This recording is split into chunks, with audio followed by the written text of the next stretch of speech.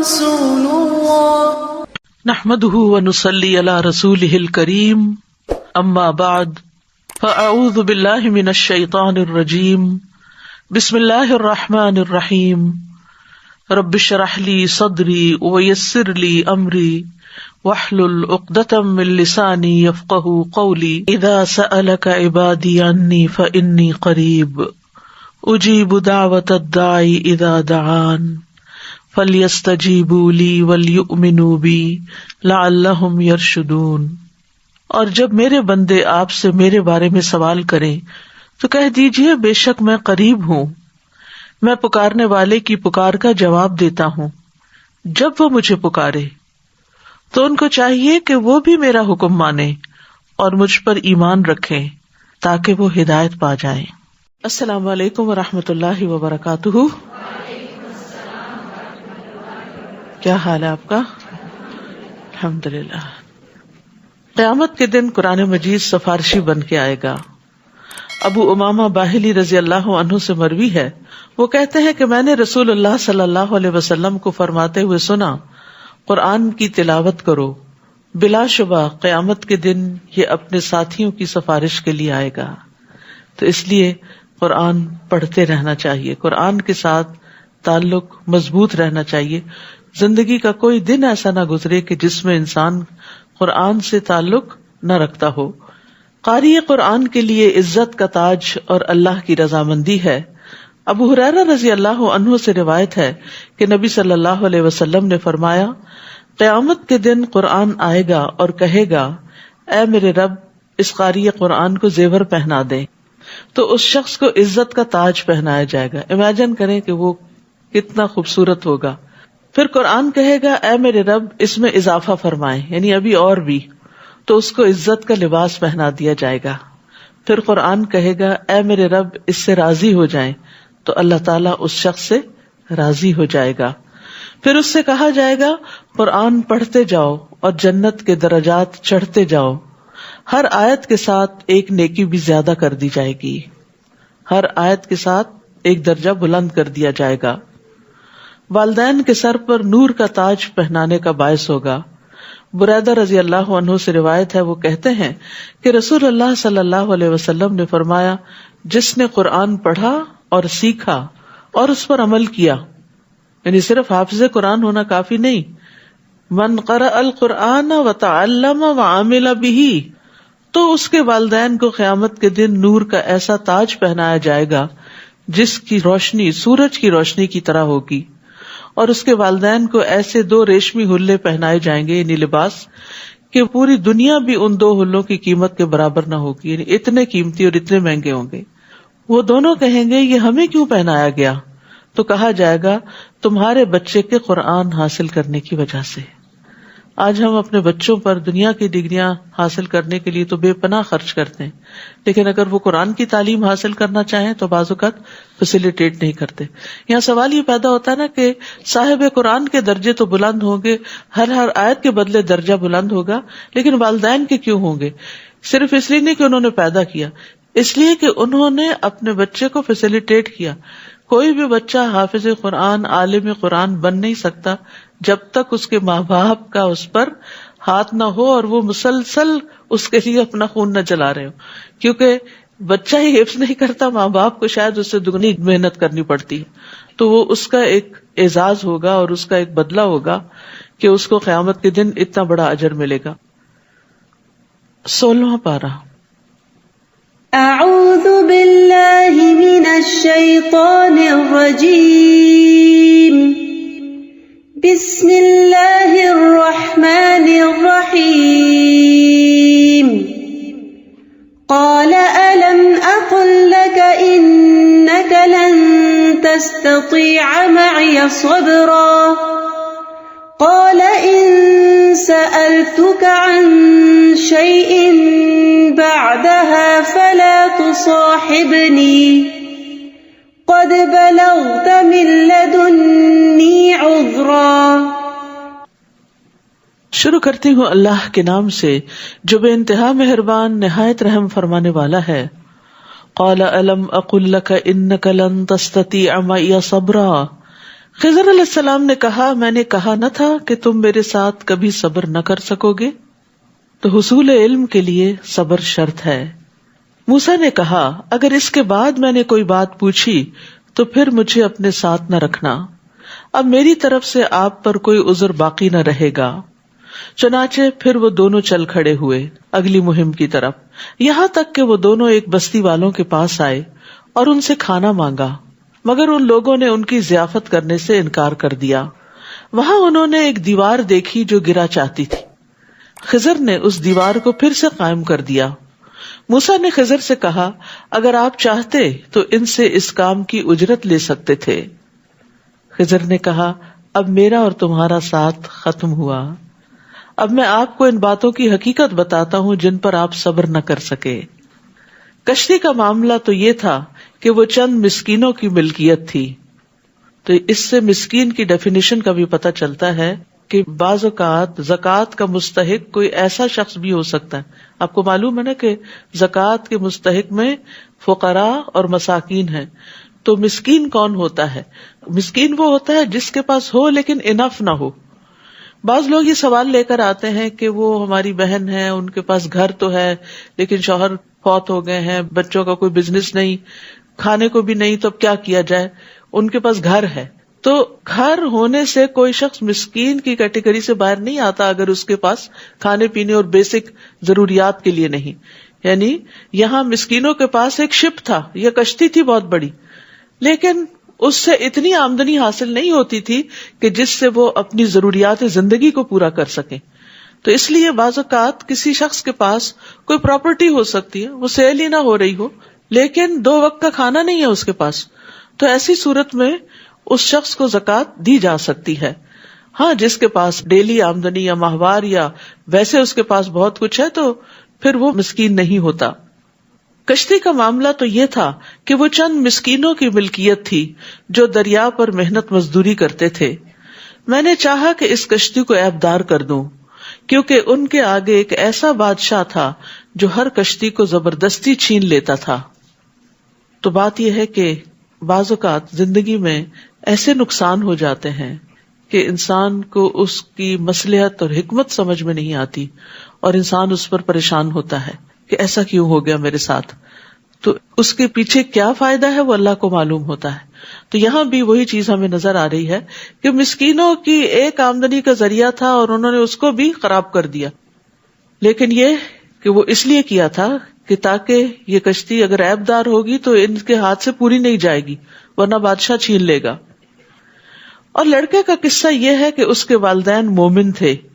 ہمیں اندیشہ ہوا کہ یہ لڑکا اپنی سرکشی اور کفر کی وجہ سے ان پر کوئی مصیبت نہ لا کھڑی کرے۔ تو اللہ سبحانہ تعالیٰ کس طرح اپنے دوستوں کے لیے حسن تدبیر کرتا ہے۔ بظاہر تکلیف دہ معاملہ ہوتا ہے لیکن اس کے باطن میں اللہ کی رحمت ہوتی ہے۔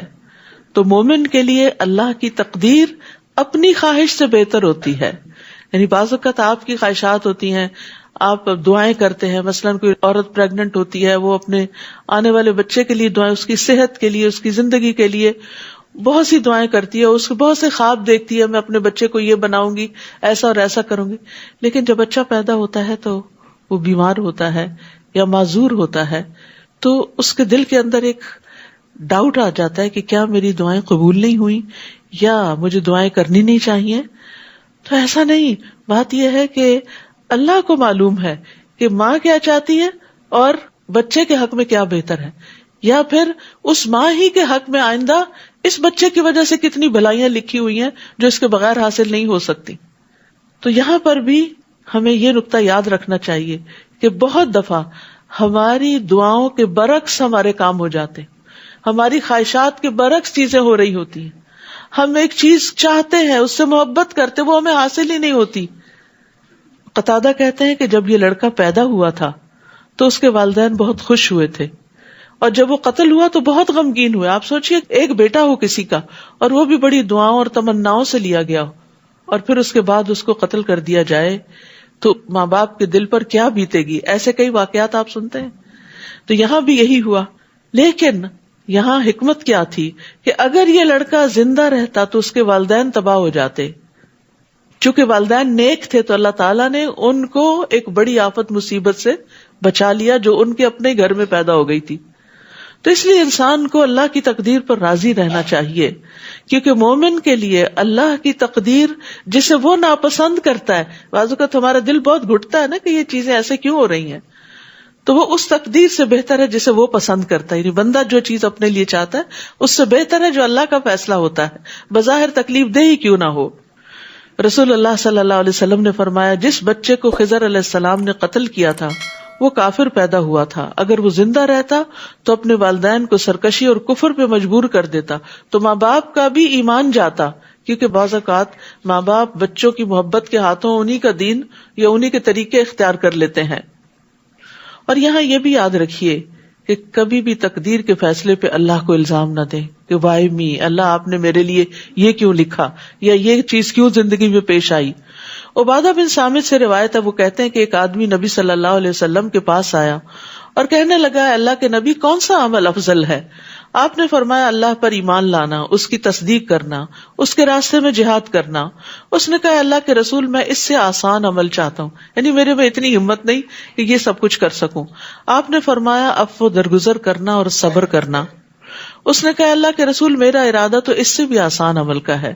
آپ نے فرمایا کہ اللہ تمہارے بارے میں جو فیصلہ کر دیں اس پر اللہ تبارک و تعالیٰ کو الزام نہیں دینا.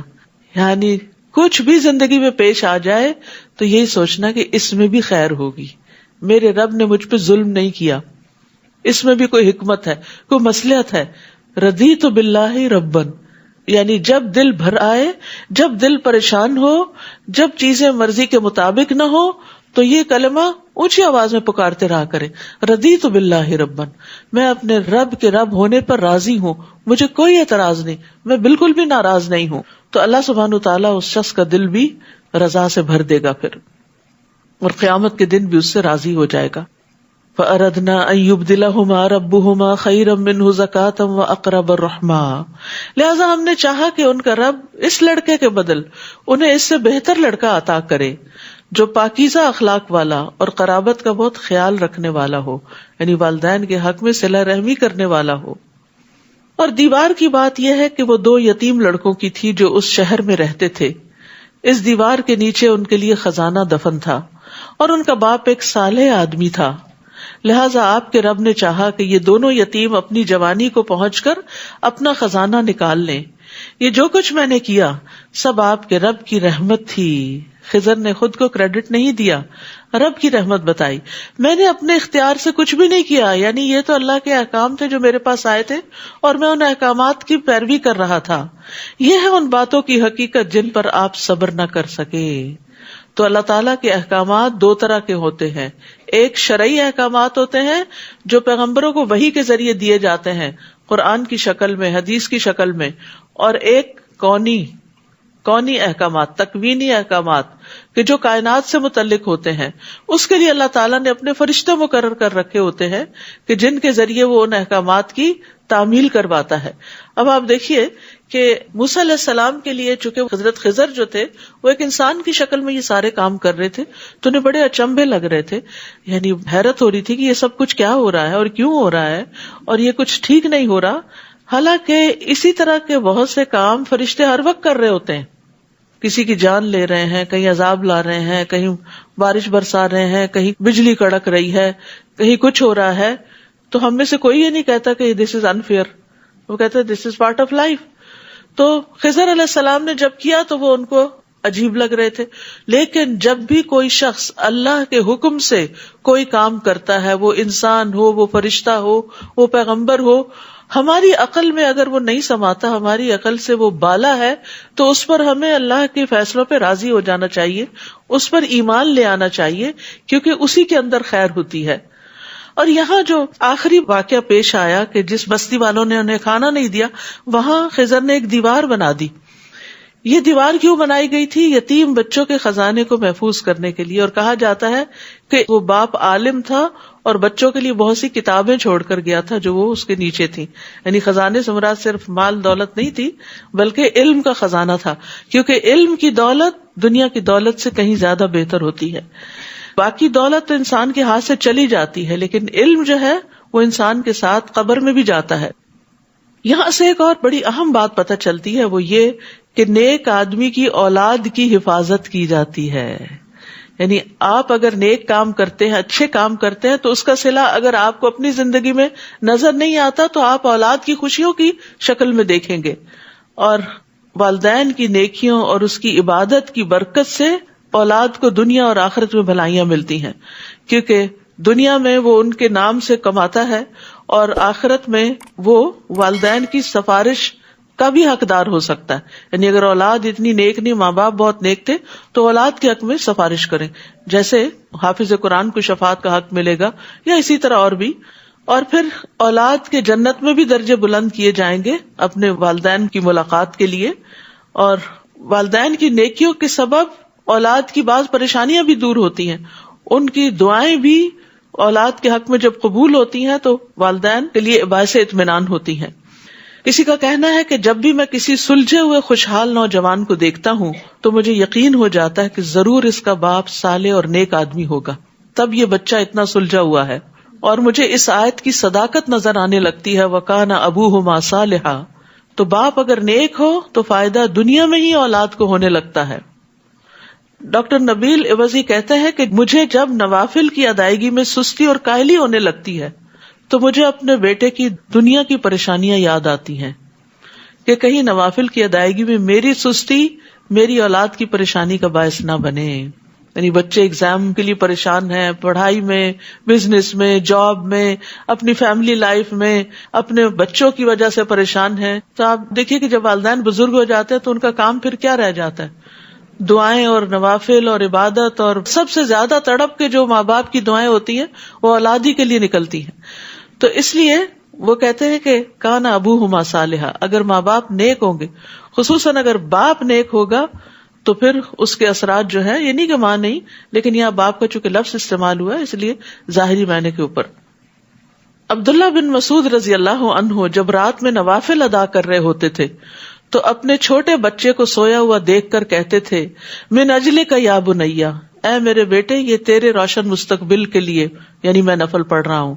اور روتے ہوئے اللہ تعالیٰ کا یہ قول پڑھتے تھے، وَكَانَ أَبُوهُمَا صَالِحًا، کہ ان بچوں کا جن کا خزانہ محفوظ ہوا ان کا باپ نیک تھا، تو میں اس لیے نیک بن رہا ہوں تاکہ میری اولاد کو پریشانی نہ ہو. ابن مسیب کہتے ہیں، اے میرے بیٹے بے شک میں نے تیرے فائدے کی خاطر اپنی نماز کی رکعتیں یا قیام زیادہ کر لیا. یعنی بچوں کے فائدے کے لیے نمازیں زیادہ کر دی، اور یہ نوافل، فرض تو سب کے اپنے اپنے ہی ہوتے ہیں، نوافل زیادہ کر لیے اس امید پر کہ تمہارے بارے میں میری حفاظت کی جائے گی، نہیں مجھے تمہاری طرف سے کوئی پریشانی نہیں دیکھنی پڑے گی. یاد رکھیے اولاد کی پریشانی جو ہوتی ہے وہ ماں باپ کو اپنی پریشانی سے بھی آگے ہوتی ہے. وہ اپنے آپ کو بھول جاتے ہیں، اپنا دکھ بھول جاتے ہیں، لیکن بچوں کا دکھ ان سے دیکھا نہیں جاتا. تو پھر وہ یہی آیت تلاوت کرتے تھے، وَكَانَ أَبُوهُمَا صَالِحًا. تو یاد رکھیے کہ جب اپنے بچوں کے اندر کوئی خرابی دیکھیں، ان کے اندر بگاڑ دیکھیں، ان کے اندر دین سے دوری دیکھیں، تو اپنی نماز، اپنی عبادت، اپنا صدقہ خیرات اور اپنی اصلاح کی طرف توجہ دیں. تو انشاءاللہ جب آپ کے اندر خیر آئے گی تو وہ خیر بچوں میں بھی ٹرانسفر ہوگی، وہ بھی اس سے فائدہ اٹھائیں گے. اور اکثر لوگ بچوں کو یہ تانا بھی دیتے نا، تم کیا ہو، تم تو اپنے ماں باپ کی وجہ سے ہی سب کچھ ہو. تو یہ ہر ایک کے لیے ہوتا ہے، کسی خاص بچے کے لیے نہیں ہوتا. سب بچے اپنے ماں باپ ہی کی وجہ سے کچھ بنتے ہیں. یعنی اللہ کا فضل تو obviously ماں باپ پر ہوتا ہے کہ وہ جو بچوں کے اندر محنت کرتے ہیں، لیکن بچے والدین ہی کی وجہ سے آگے بڑھتے ہیں. وہ والدین ہی ان کو یہودی یا عیسائی یا مجوسی بنا دیتے ہیں، یا پھر یہ کہ دین فطرت پر لے آتے ہیں. تو یہ ایک بہت بڑا کردار ہوتا ہے ماں باپ کا. یعنی پیرنٹنگ میں یہ اصول ہمیشہ یاد رکھیں. ہم بظاہر بہت سارے طریقے اختیار کرتے ہیں، لیکن یہ والی بات بھول جاتے ہیں کہ بچہ اگر جھوٹ بول رہا ہے تو کہیں ہم نے تو نہیں بولا، بچے نے اگر کہیں کوئی چیز آگے پیچھے ہیرا پھیری کی، کہیں بچپن میں ہم نے بھی تو ایسا غلط کام نہیں کیا تھا. تو انشاءاللہ جب آپ اپنی اصلاح کر لیں گے، آپ اپنی غلطیوں پر توبہ کر لیں گے، تو پھر انشاءاللہ آپ کے بچوں کے اندر بھی خیر ہوگی. وَيَسْأَلُونَكَ عَنْ ذِي الْقَرْنَيْنِ قُلْ سَأَتْلُو عَلَيْكُمْ مِنْهُ ذِكْرًا. لوگ آپ سے ذوالقرنین کے بارے میں پوچھتے ہیں، آپ انہیں کہیے کہ ابھی میں اس کا کچھ حال تمہیں سناؤں گا. بلا شبہ ہم نے اسے زمین میں اقتدار بخشا تھا اور ہر طرح کا ساز و سامان بھی دے رکھا تھا. چنانچہ وہ ایک راہ پر چل کھڑا ہوا، یعنی اس نے کچھ اسباب اختیار کیے، کیونکہ اللہ تعالیٰ نے اس کو زمین میں بادشاہت عطا کی تھی اور ہر طرح کے وسائل، ریسورسز بھی دے رکھے تھے.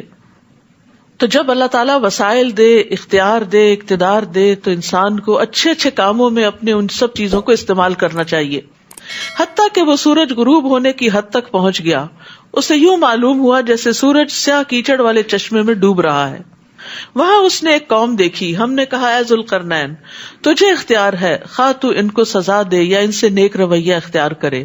یعنی ہم نے تجھے اتنی اتھارٹی دی ہے کہ چاہے تم ان کو سزا دو یا ان پہ احسان کرو، کوئی فرق نہیں پڑتا، تو ہم تم سے نہیں پوچھیں گے. ذوالقرنین نے کہا جو شخص ظلم کرے گا اسے تو ہم بھی سزا دیں گے، پھر جب وہ اپنے رب کی طرف لوٹایا جائے گا تو وہ اور بھی سخت عذاب دے گا. یہ ہے انصاف کی بات. وَأَمَّا مَنْ آمَنَ وَعَمِلَ صَالِحًا فَلَهُ جَزَاءً الْحُسْنَى وَسَنَقُولُ لَهُ مِنْ أَمْرِنَا يُسْرًا. البتہ جو ایمان لے آیا اور نیک عمل کیے اسے اچھا بدلہ ملے گا اور اسے ہم اپنے آسان سے کام کرنے کو کہیں گے. یعنی نیک لوگوں کے لیے زندگی میں، دنیا میں بھی آسانیاں ہوتی ہیں. پھر وہ ایک اور راہ پہ چل پڑا، یعنی کچھ اور اسباب اختیار کیے، حتیٰ کہ وہ طلوع آفتاب کی حد تک جا پہنچا، یعنی مشرقی کنارے پہ جا پہنچا. اسے ایسا معلوم ہوا کہ سورج ایسی قوم پر طلوع ہو رہا ہے کہ سورج اور اس کی قوم کے درمیان ہم نے کوئی آڑ نہیں بنائی. واقعہ ایسا ہی تھا، اور ذوالقرنین کو جو حالات پیش آئے اسے ہم خوب جانتے ہیں. پھر وہ ایک تیسری راہ پر چل پڑا، حتیٰ کہ وہ دو بلند گھاٹیوں کے درمیان جا پہنچا. وہاں ان کے پاس اس نے ایسی قوم دیکھی جو بات بھی نہ سمجھتی تھی. وہ کہنے لگے اے ذوالقرنین، یاجوج اور ماجوج نے اس زمین میں فساد مچا رکھا ہے. اگر ہم آپ کو کچھ چندہ اکٹھا کر دیں تو کیا آپ ہمارے اور ان کے درمیان ایک دیوار چن دیں گے، یعنی ہماری مدد کریں. ذوالقرنین نے جواب دیا میرے رب نے مجھے جو مالی قوت دے رکھی ہے وہ بہت ہے، یعنی مجھے تمہارے مال کی ضرورت نہیں. منصف بادشاہ تھا نا، تو جو منصف بادشاہ ہوتے ہیں وہ لوگوں کی خیر کا پیغام لے کے جاتے ہیں، نہ کہ وہاں سے کچھ فائدے سمیٹنے جاتے ہیں. تو مجھے جو میرے رب نے مال دیا ہے وہ میرے لیے بہت ہے، تم بس بدنی قوت سے میری مدد کرو، یعنی محنت کر کے، تو میں ان کے اور تمہارے درمیان بند بنا دوں گا، تو یاجوج ماجوج تم تک نہیں پہنچ سکیں گے. تو اس سے یہ پتہ چلتا ہے کہ ایک عادل بادشاہ جو ہے وہ اپنے رعایا کے حقوق کی حفاظت کرتا ہے، ان کی ضروریات کو پورا کرتا ہے، ان کی سرحدوں کی اصلاح کرتا ہے، اور جس مال کو وہ بیت المال میں جمع کرتا ہے ان کو وہ اچھے کاموں اور اچھے پروجیکٹس میں استعمال کرتا ہے. اور اچھا انتظام کرنے کے لیے بادشاہ پہ 3 شرائط عائد ہوتی ہیں. پہلی بات، اس خزانے میں سے اپنے لیے کچھ خاص نہ کرے، یعنی وہ اس خزانے پہ اپنا ذاتی تصرف نہ کرے اور اس پر یہ نظر نہ رکھے کہ میں اس سے کیا فائدہ اٹھاؤں. دوسرا یہ ہے کہ سب سے پہلے ضرورت مندوں پر خرچ کرنے سے ابتدا کرے اور ان کی مدد کرے، غریب لوگ اور جو محتاج ہیں ان سے آغاز کرے. اور تیسرے، لوگوں کے مرتبوں کے مطابق عطیات دینے میں مساوات سے کام لے، یعنی جو لوگ اس مملکت کے اندر بڑے بڑے کام کر رہے ہوں ان کو جب کوئی سیلری یا کوئی گفٹ یا ان کے اپریسیشن کے لیے کوئی ٹوکن دیا جائے تو پھر سب کے ساتھ مساوات بھی برتی جائے. لیکن جو رعایا کی ضرورت پوری نہ کرے اس کے لیے وعید بھی ہے. رسول اللہ صلی اللہ علیہ وسلم نے فرمایا، اللہ عز و جل جس شخص کو مسلمانوں کے امور کا والی اور ذمہ دار بنائے اور پھر وہ ان کی ضروریات، حاجت مندی اور فقیری میں ان سے ملنے سے گریز کرے تو اللہ بھی اس سے حجاب فرما لے گا، جبکہ وہ ضرورت مند ہوگا، محتاج ہوگا اور فقیر ہوگا. آتونی زبر الحدید، مجھے لوہے کی چادریں لا دو. ذوالقرنین نے جب ان چادروں کو ان دونوں گھاٹیوں کے درمیان برابر کر کے خلا کو پاٹ دیا تو ان سے کہا کہ اب آگ دہکاؤ. حتیٰ کہ جب لوہے کی چادریں آگ کی طرح سرخ ہو گئی تو اس نے کہا اب میرے پاس پگھلا ہوا تانبا لاؤ کہ میں ان چادروں کے درمیان بہا کر پیوست کر دوں، یعنی اس کو بالکل برابر کر دوں. تو اس سے یہ پتہ چلتا ہے کہ ذوالقرنین نے سارا کام اپنے ہاتھ میں نہیں لیا ہوا تھا، بلکہ اس کو ڈیلیگیٹ کیا اور سب کا تعاون بھی حاصل کیا. تو جو لوگ مل جل کر کام کرتے ہیں، کوئی چادریں لا رہا ہے اور کوئی ان کو تپا رہا ہے اور کوئی تانبا پگھلا رہا ہے اور پھر کوئی الٹا رہا ہے، تو اس سے کیا ہوتا ہے، بہت بڑے بڑے کام ہو جاتے ہیں. اور جب ہم اکیلے ہی سب کام کرنے کو چل پڑتے ہیں اور اپنے ہی ہاتھ میں سب کچھ لے لیتے ہیں تو پھر بڑا کام نہیں ہو سکتا. اس لیے نیکی کے کاموں میں جہاں دوسروں سے تعاون کرنا چاہیے وہاں دوسروں کا تعاون بھی خوشی سے لینا چاہیے، ان کو ویلکم کرنا چاہیے، ان کے آئیڈیاز کو ویلکم کرنا چاہیے، ان کی مدد لینے کو خوشی کا باعث سمجھنا چاہیے کہ آپ ان کو نیکی کا موقع دے رہے ہیں. کیونکہ بعض اوقات ہم یہ کہتے کیا کسی کو تکلیف دینی، کیا اس کو کہنا. نہیں، جب آپ کسی کو کچھ کہتے ہیں تو اس کو بھی ایک اچھے کام کا موقع ملتا ہے. بعض لوگ ہوتے ہیں ان کو نیکی کے کام کے اور بڑے بڑے کاموں کے بڑے خوبصورت آئیڈیاز آتے رہتے، لیکن کچھ لوگوں کا دماغ اس طرح کام نہیں کرتا. کچھ لوگ جو ہیں وہ دور تک دیکھ سکتے ہیں چیزوں کو، اور کچھ لوگ قریب کی چیزیں بھی انہیں سمجھ نہیں آتی کیا کرنی ہے. تو ایسے میں جن لوگوں کو اللہ نے ذہنی صلاحیت دی ہو، لیڈرشپ کے مقام پر فائز کیا ہو، انہیں چاہیے کہ وہ بندوں سے کام لینا بھی جانے. یعنی ایک بہت بڑی کوالٹی ہوتی ہے کہ آپ کسی کو کام لگا دیں. ایک ہے آپ خود محنت مزدوری کریں جیسے کوئی مزدور کر رہا ہوتا ہے، ایک ہے کوئی ایسا بزنس شروع کرتا ہے کہ 1000 لوگوں کو محنت مزدوری پہ لگا دیتا ہے، کتنے لوگوں کی جاب نکال دیتا ہے اس میں سے. تو یہ ظاہر ہے آبویسلی ایک بڑا کام ہے.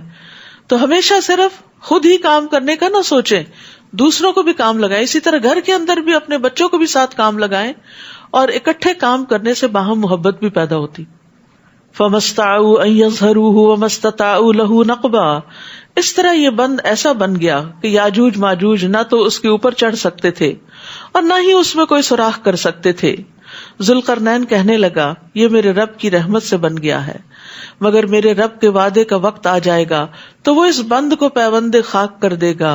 یعنی اللہ کے سامنے تو یہ دیوار کچھ بھی نہیں، اور میرے رب کا وعدہ برحق ہے.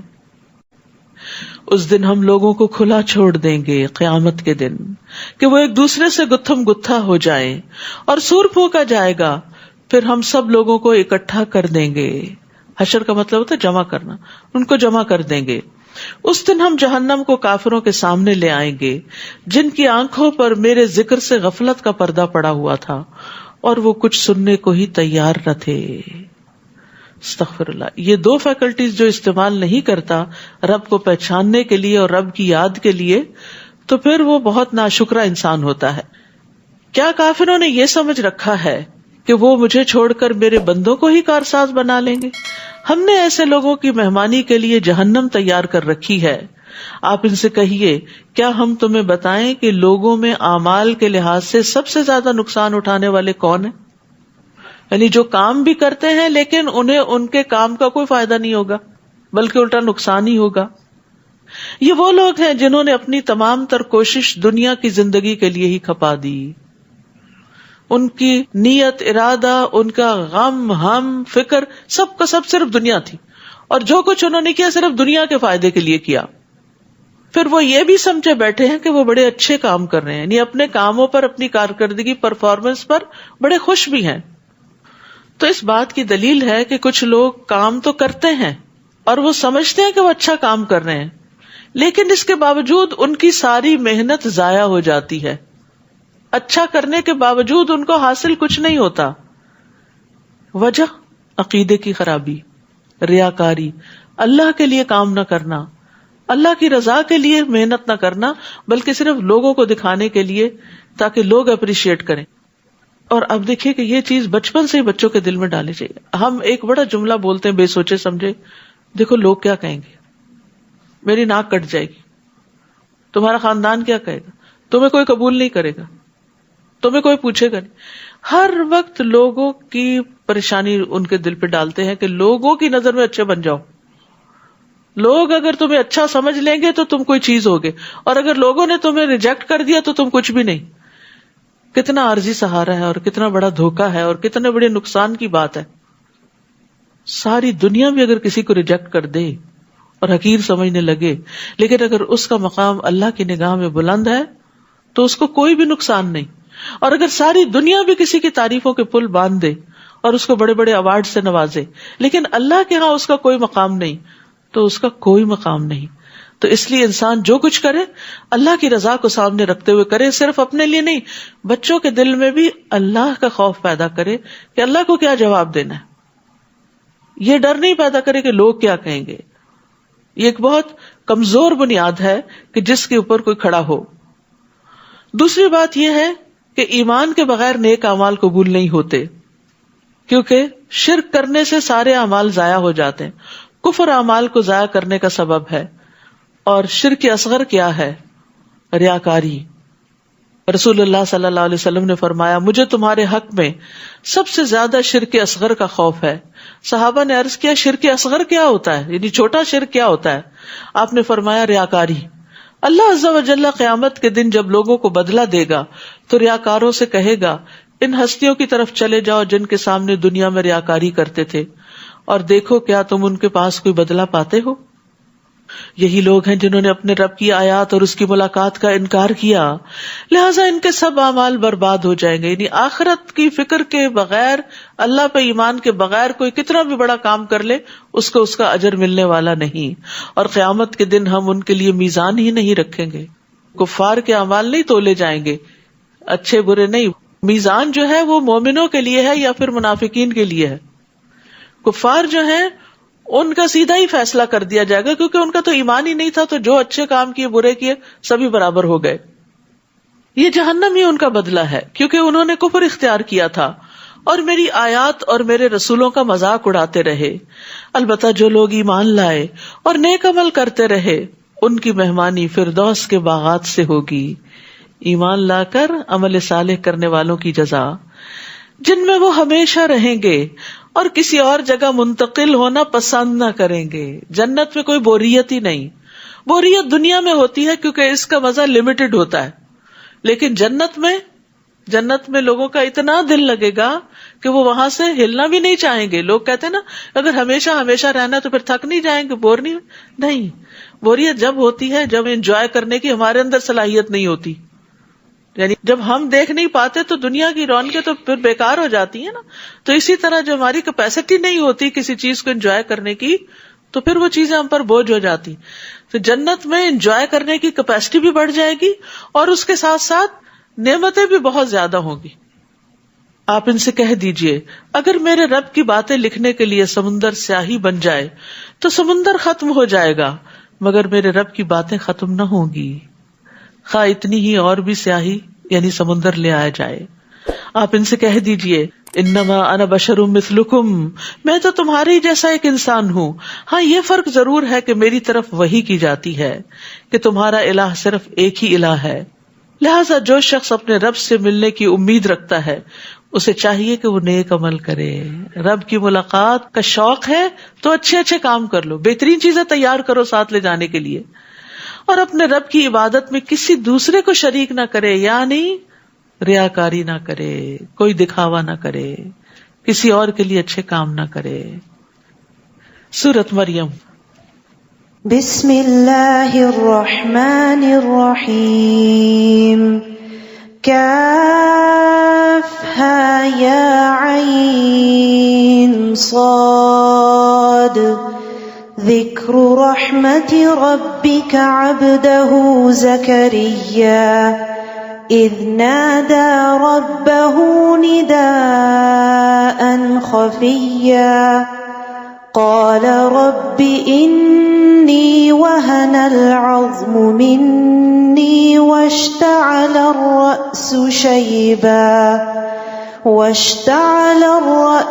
شيبا ولم أكن بدعائك رب شقيا. شروع کرتی ہوں اللہ کے نام سے جو بے انتہا مہربان نہایت رحم فرمانے والا ہے. کاف ہا یا عین صاد. یہ آپ کے رب کی اس رحمت کا ذکر ہے جو اس نے اپنے بندے زکریا پر کی علیہ السلام. جب زکریا نے اپنے رب کو چپکے چپکے پکارا، دل ہی دل میں پکارا، کہا میرے رب میری ہڈیاں بوسیدہ ہو چکی اور بڑھاپے کی وجہ سے سر کے بال سفید ہو گئے، تاہم اے میرے رب میں تجھے پکار کے کبھی محروم نہیں رہا. پکارنے کا انداز ہے نا.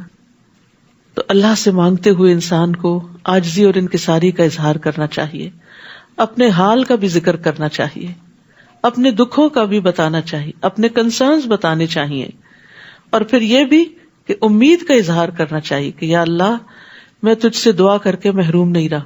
عام لوگوں کا حال کیا ہوتا ہے, جب ذرا زیادہ دعائیں کر لیتے ہیں تو کہتے ہیں اتنی دعائیں کی ہیں میری نہیں سنی جائے گی, لہذا دعا کرنا چھوڑ دیتے ہیں. جبکہ پیغمبروں کا معاملہ اس سے برعکس ہے. وہ دعا کر کے کہتے ہیں ہم کبھی محروم نہیں رہے, ہمیں یقین ہے دعائیں قبول ہوتی ہیں, آج نہیں تو کل ہوگی. کتنے پر امید ہیں یہ. اور پھر یہ ہے کہ گزشتہ زندگی میں ان کی بہت سی دعائیں قبول بھی ہوئی ہوں گی. اس بنا پہ کہا کہ میری تو آج تک بہت دعائیں قبول ہوئی. ہمیں اپنی زندگی میں جب بہت سی دعائیں قبول ہوتی ہیں تو وہ ہم بھول جاتے ہیں, ان کا ہم ذکر نہیں کرتے کہ اللہ آپ نے اتنا کچھ دیا ہے, جو مانگا وہ سب بھی دیا ہے تو آئندہ بھی دے گا. تو مثبت سوچ جو ہے ایک بہت بڑی نعمت ہے جو انسان کو بہت سے غموں اور فکروں سے نجات دیتی ہے. تو دعا کا ایک ادب ہے کہ انسان عاجزی اور انکساری اختیار کرے. انس بن مالک کہتے ہیں کہ رسول اللہ صلی اللہ علیہ وسلم جب کسی غزوے کے لیے تشریف لے جاتے تو یوں دعا کرتے, اللہم انت عضدی و نصیری بک احول و بک اصول و بک اقاتل. اے اللہ تو میرا بازو ہے, تو میرا مددگار ہے, تیری ہی دی ہوئی قوت کے ساتھ میں تدبیر کرتا ہوں, تیری ہی دی ہوئی طاقت کے ساتھ میں حملہ کرتا ہوں, تیری ہی مدد سے میں لڑائی کرتا ہوں. یعنی اللہ تعالیٰ کو اتنا قریب پاتے تھے اور اسی سے ساری باتیں کر رہے ہوتے تھے. تو دعا کے معاملے میں اللہ سبحانہ تعالیٰ سے حسن ظن رکھنا چاہیے اور پورے یقین سے دعا کرنی چاہیے, کیونکہ اللہ سبحانہ تعالیٰ کے لیے کوئی بھی کام مشکل نہیں ہے, ہمیں مشکل ہے. انس بن مالک کہتے ہیں کہ رسول اللہ صلی اللہ علیہ وسلم نے فرمایا جب تم میں سے کوئی دعا کرے تو اسے چاہیے کہ وہ پختہ یقین کے ساتھ سوال کرے. وہ اس طرح ہرگز نہ کہے کہ اللہ اگر تو چاہے تو مجھے عطا کر دے, یعنی تو چاہتا ہے تو دعا قبول کر لے, نہیں تو نہیں. ایسا نہیں. بے شک اللہ کی ذات کو کوئی مجبور کرنے والا نہیں, وہ جب قبول کرتا ہے اپنی رضا سے ہی کرتا ہے. پھر وہ کہتے ہیں میں اپنے پیچھے اپنے بھائی بندوں کی برائیوں سے ڈرتا ہوں اور میری بیوی بانجھ ہے, تو اپنی جناب سے مجھے ایک وارث عطا فرما جو میرے اور آل یعقوب کا وارث بنے, اور اے میرے رب اسے پسندیدہ انسان بنانا. تو آپ دیکھیے کہ پیغمبروں کی دعائیں بھی کیا ہوتی ہیں اور ان کی لوگوں کے لیے خیر خواہی کیا ہوتی ہے. لوگوں کی اصلاح اور دین کی سربلندی کے لیے وارث مانگ رہے ہیں. انہیں یہ ڈر نہیں تھا کہ ان کے پیچھے کو بہت بڑی جائیداد چھوڑے جا رہے ہیں کہ جس کو سنبھالے گا کون یا ان کا مال و متاع کون دیکھے گا. نہیں, انہیں فکر یہ تھی کہ میرے اس مشن کا وارث کون بنے گا, یہ جو میں لوگوں کو اللہ کی طرف بلاتا ہوں میرے بعد کون بلائے گا. اور میں اب تک اپنے خاندان اور اپنے بنی اسرائیل کو سنبھالے ہوئے ہوں, ان کو مسلسل گائیڈ کرتا ہوں, تو مجھے اپنے بعد ان میں سے کوئی نظر نہیں آتا کہ جو اس کام کو آگے لے کے چلے گا, تو مجھے ہی بیٹا عطا کر کے میں اس کی ایسی پرورش کروں کہ وہ اس مشن کا وارث ہو جائے. تو یہاں ہم سب کو بھی اللہ تعالیٰ سے دعا کرنی چاہیے کہ اللہ تعالیٰ ہمیں نیک اولاد عطا فرمائے اور ہماری جنریشنز میں ایسے لوگ ہوں جو اللہ کے ولی ہوں اور اللہ کے دوست ہوں, کیونکہ وہ کہتے فَهَبْ لِي مِن لَّدُنْكَ وَلِيًّا یا زکریا انا نبشرک بغلام اسمہ یحییٰ. اللہ تعالیٰ نے جواباً فرمایا زکریا ہم تمہیں ایک لڑکے کی بشارت دیتے ہیں جس کا نام یحییٰ ہوگا. یہ ایک واحد نام ہے جو اللہ تعالیٰ نے خود رکھا, اس سے پیشتر اس نام کا کوئی دوسرا آدمی ہم نے پیدا نہیں کیا, اور یہ بالکل یونیک نیم تھا. تو اللہ سبحانہ تعالیٰ نے نہ صرف یہ کہ دعا قبول کی, انہیں عزت بخشی, انہیں بیٹا دیا اور اس کا نام بھی خود رکھا, اتنی اچھی طرح دعا قبول کی. زکریا نے عرض کی اے میرے رب میرے ہاں لڑکا کیسے ہوگا جبکہ میری بیوی بانجھ ہے اور میں بڑھاپے کی حد کمال کو پہنچ چکا ہوں. اللہ تعالیٰ نے فرمایا ہاں ایسا ضرور ہوگا, تیرا رب یہ کہہ رہا ہے کہ میرے لیے یہ تو آسان سی بات ہے, اس سے پہلے میں تجھے پیدا کر چکا ہوں جبکہ تو کوئی چیز بھی نہ تھا, اگر تجھے پیدا کیا ہے تو تمہارا بیٹا بھی پیدا ہو سکتا ہے. زکریا نے عرض کیا اے رب میرے لیے کوئی نشانی مقرر کر دے. اللہ تعالیٰ نے فرمایا تیرے لیے نشانی یہ ہے کہ تو مسلسل 3 رات تک لوگوں سے گفتگو نہ کر سکے گا, یعنی تمہاری زبان بند ہو جائے گی. چنانچہ جب وہ وقت آ گیا زکریا اپنے حجرے سے نکل کر اپنی قوم کے پاس آئے تو انہیں اشارے سے کہا کہ صبح و شام تسبیح بیان کیا کرو. جب اللہ تعالیٰ کوئی نعمت دے تو اللہ ہی کی تعریف کرنی چاہیے. یا یحییٰ خذ الکتاب بقوہ وآتیناہ الحکم صبیا. اے یحییٰ کتاب یعنی تورات پر مضبوطی سے عمل پیرا ہو جاؤ, اور ہم نے اسے بچپن میں ہی قوت فیصلہ عطا کر دی. سبحان اللہ, اللہ تعالیٰ کی دین ہے. بعض بچے بچپن میں ہی بہت میچور اور سمجھدار ہوتے ہیں اور والدین کو بھی سمجھا رہے ہوتے ہیں. ہم نے اسے اپنی مہربانی سے نرم دل اور پاک سیرت بنایا اور وہ فی الواقع پرہیزگار تھا. وہ اپنے والدین سے ہمیشہ اچھا سلوک کرتا تھا اور کسی وقت بھی جابر اور نافرمان نہ ہوا. تو یہ یحییٰ علیہ السلام کی صفات یہاں بھی اور سورۃ آل عمران میں بھی بیان ہوئی ہیں کہ اللہ تعالیٰ دعائیں قبول کرتا ہے تو کس اچھے طریقے سے کرتا ہے کہ انہیں بیٹا بھی دیا اور اس کے ساتھ وہ ساری کوالٹیز دی کہ جو شاید ان کے بھی ذہن میں نہیں تھیں اور وہ اس کام کے لیے جو انتہائی ضروری تھی ان سب صفات کے ساتھ ان کو پیدا کیا. وَسَلَامٌ عَلَيْهِ يَوْمَ وُلِدَ وَيَوْمَ يَمُوتُ وَيَوْمَ يُبْعَثُ حَيًّا. اس دن پر سلامتی ہو جس دن وہ پیدا ہوئے اور اس دن بھی جب وہ مریں گے اور اس دن بھی جب وہ دوبارہ زندہ کر کے اٹھائے جائیں گے. یاد رکھیے یہ 3 مواقع بڑی وحشت کے مواقع ہوتے ہیں. جب انسان ماں کے پیٹ سے دنیا میں آتا ہے تو پھر روتا ہے, ایک دم اس کو وحشت ہوتی ہے کہ یہ کہاں آ گیا ہوں, کیونکہ اب تک وہ کتنے کمفرٹ زون میں ہوتا ہے, اتنا پروٹیکٹڈ ہوتا ہے, کوزی جگہ پر ہوتا ہے, تو ایک دم وہ دنیا میں آتا ہے تو اس کے لیے تکلیف دہ ہوتا ہے. دوسرے, جب موت کا فرشتہ آتا ہے تو انسان ایسی چیز دیکھتا ہے جو اس نے پہلے کبھی نہیں دیکھی ہوتی.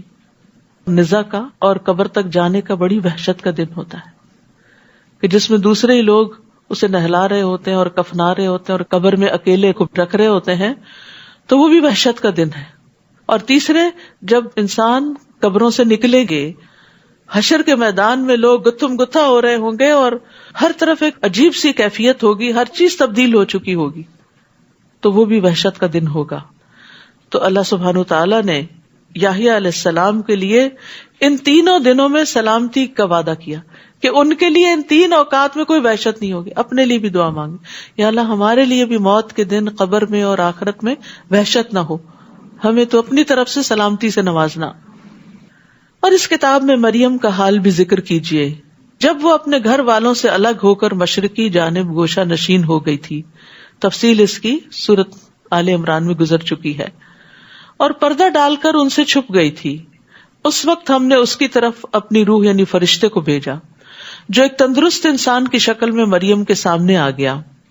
وہ بولی, اگر تمہیں کچھ اللہ کا خوف ہے تو میں تم سے اللہ کی پناہ مانگتی ہوں, کیونکہ ان کا کبھی کسی مرد سے انٹریکشن نہیں ہوا تھا اور وہ عبادت کے لیے آئی تھی اور ایک دم اپنی عبادت گاہ میں ایک مرد کو دیکھ کر بہت پریشان ہو گئی.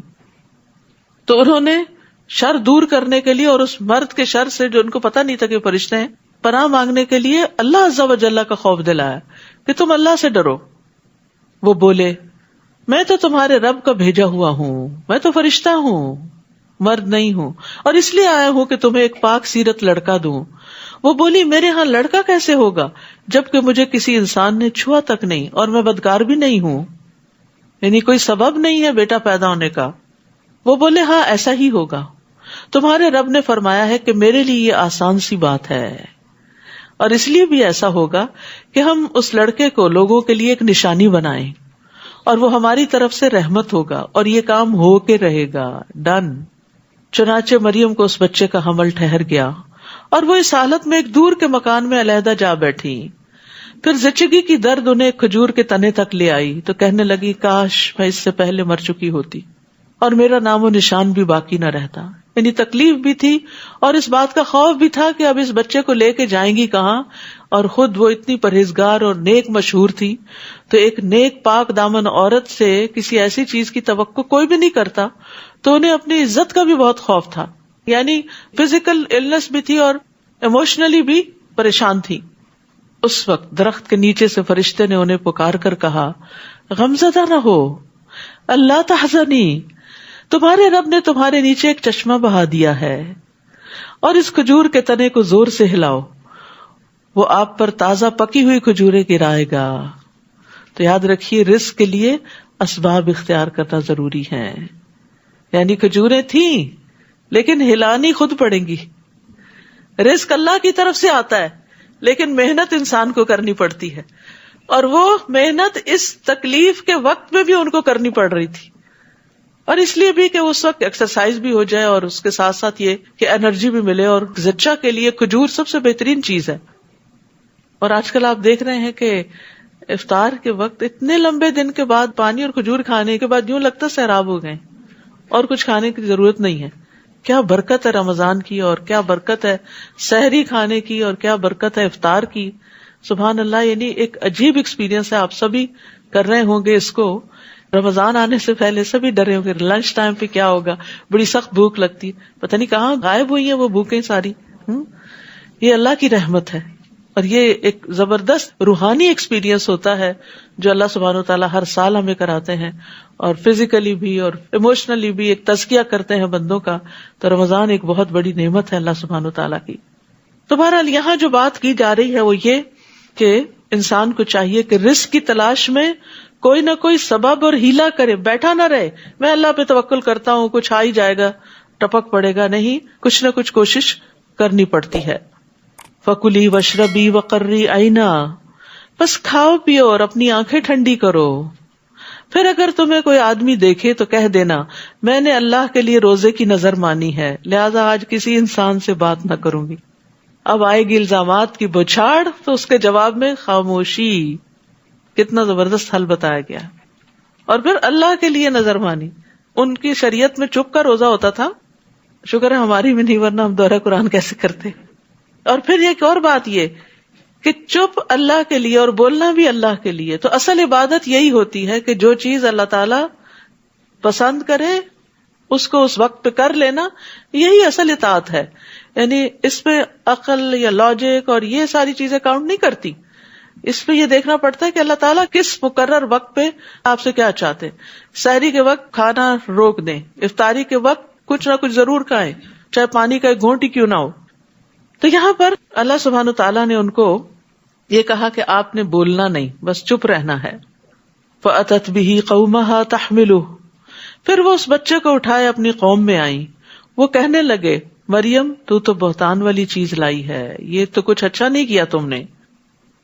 اے ہارون کی بہن، نہ تو تیرا باپ کوئی برا آدمی تھا اور نہ ہی تیری ماں بدکار تھی.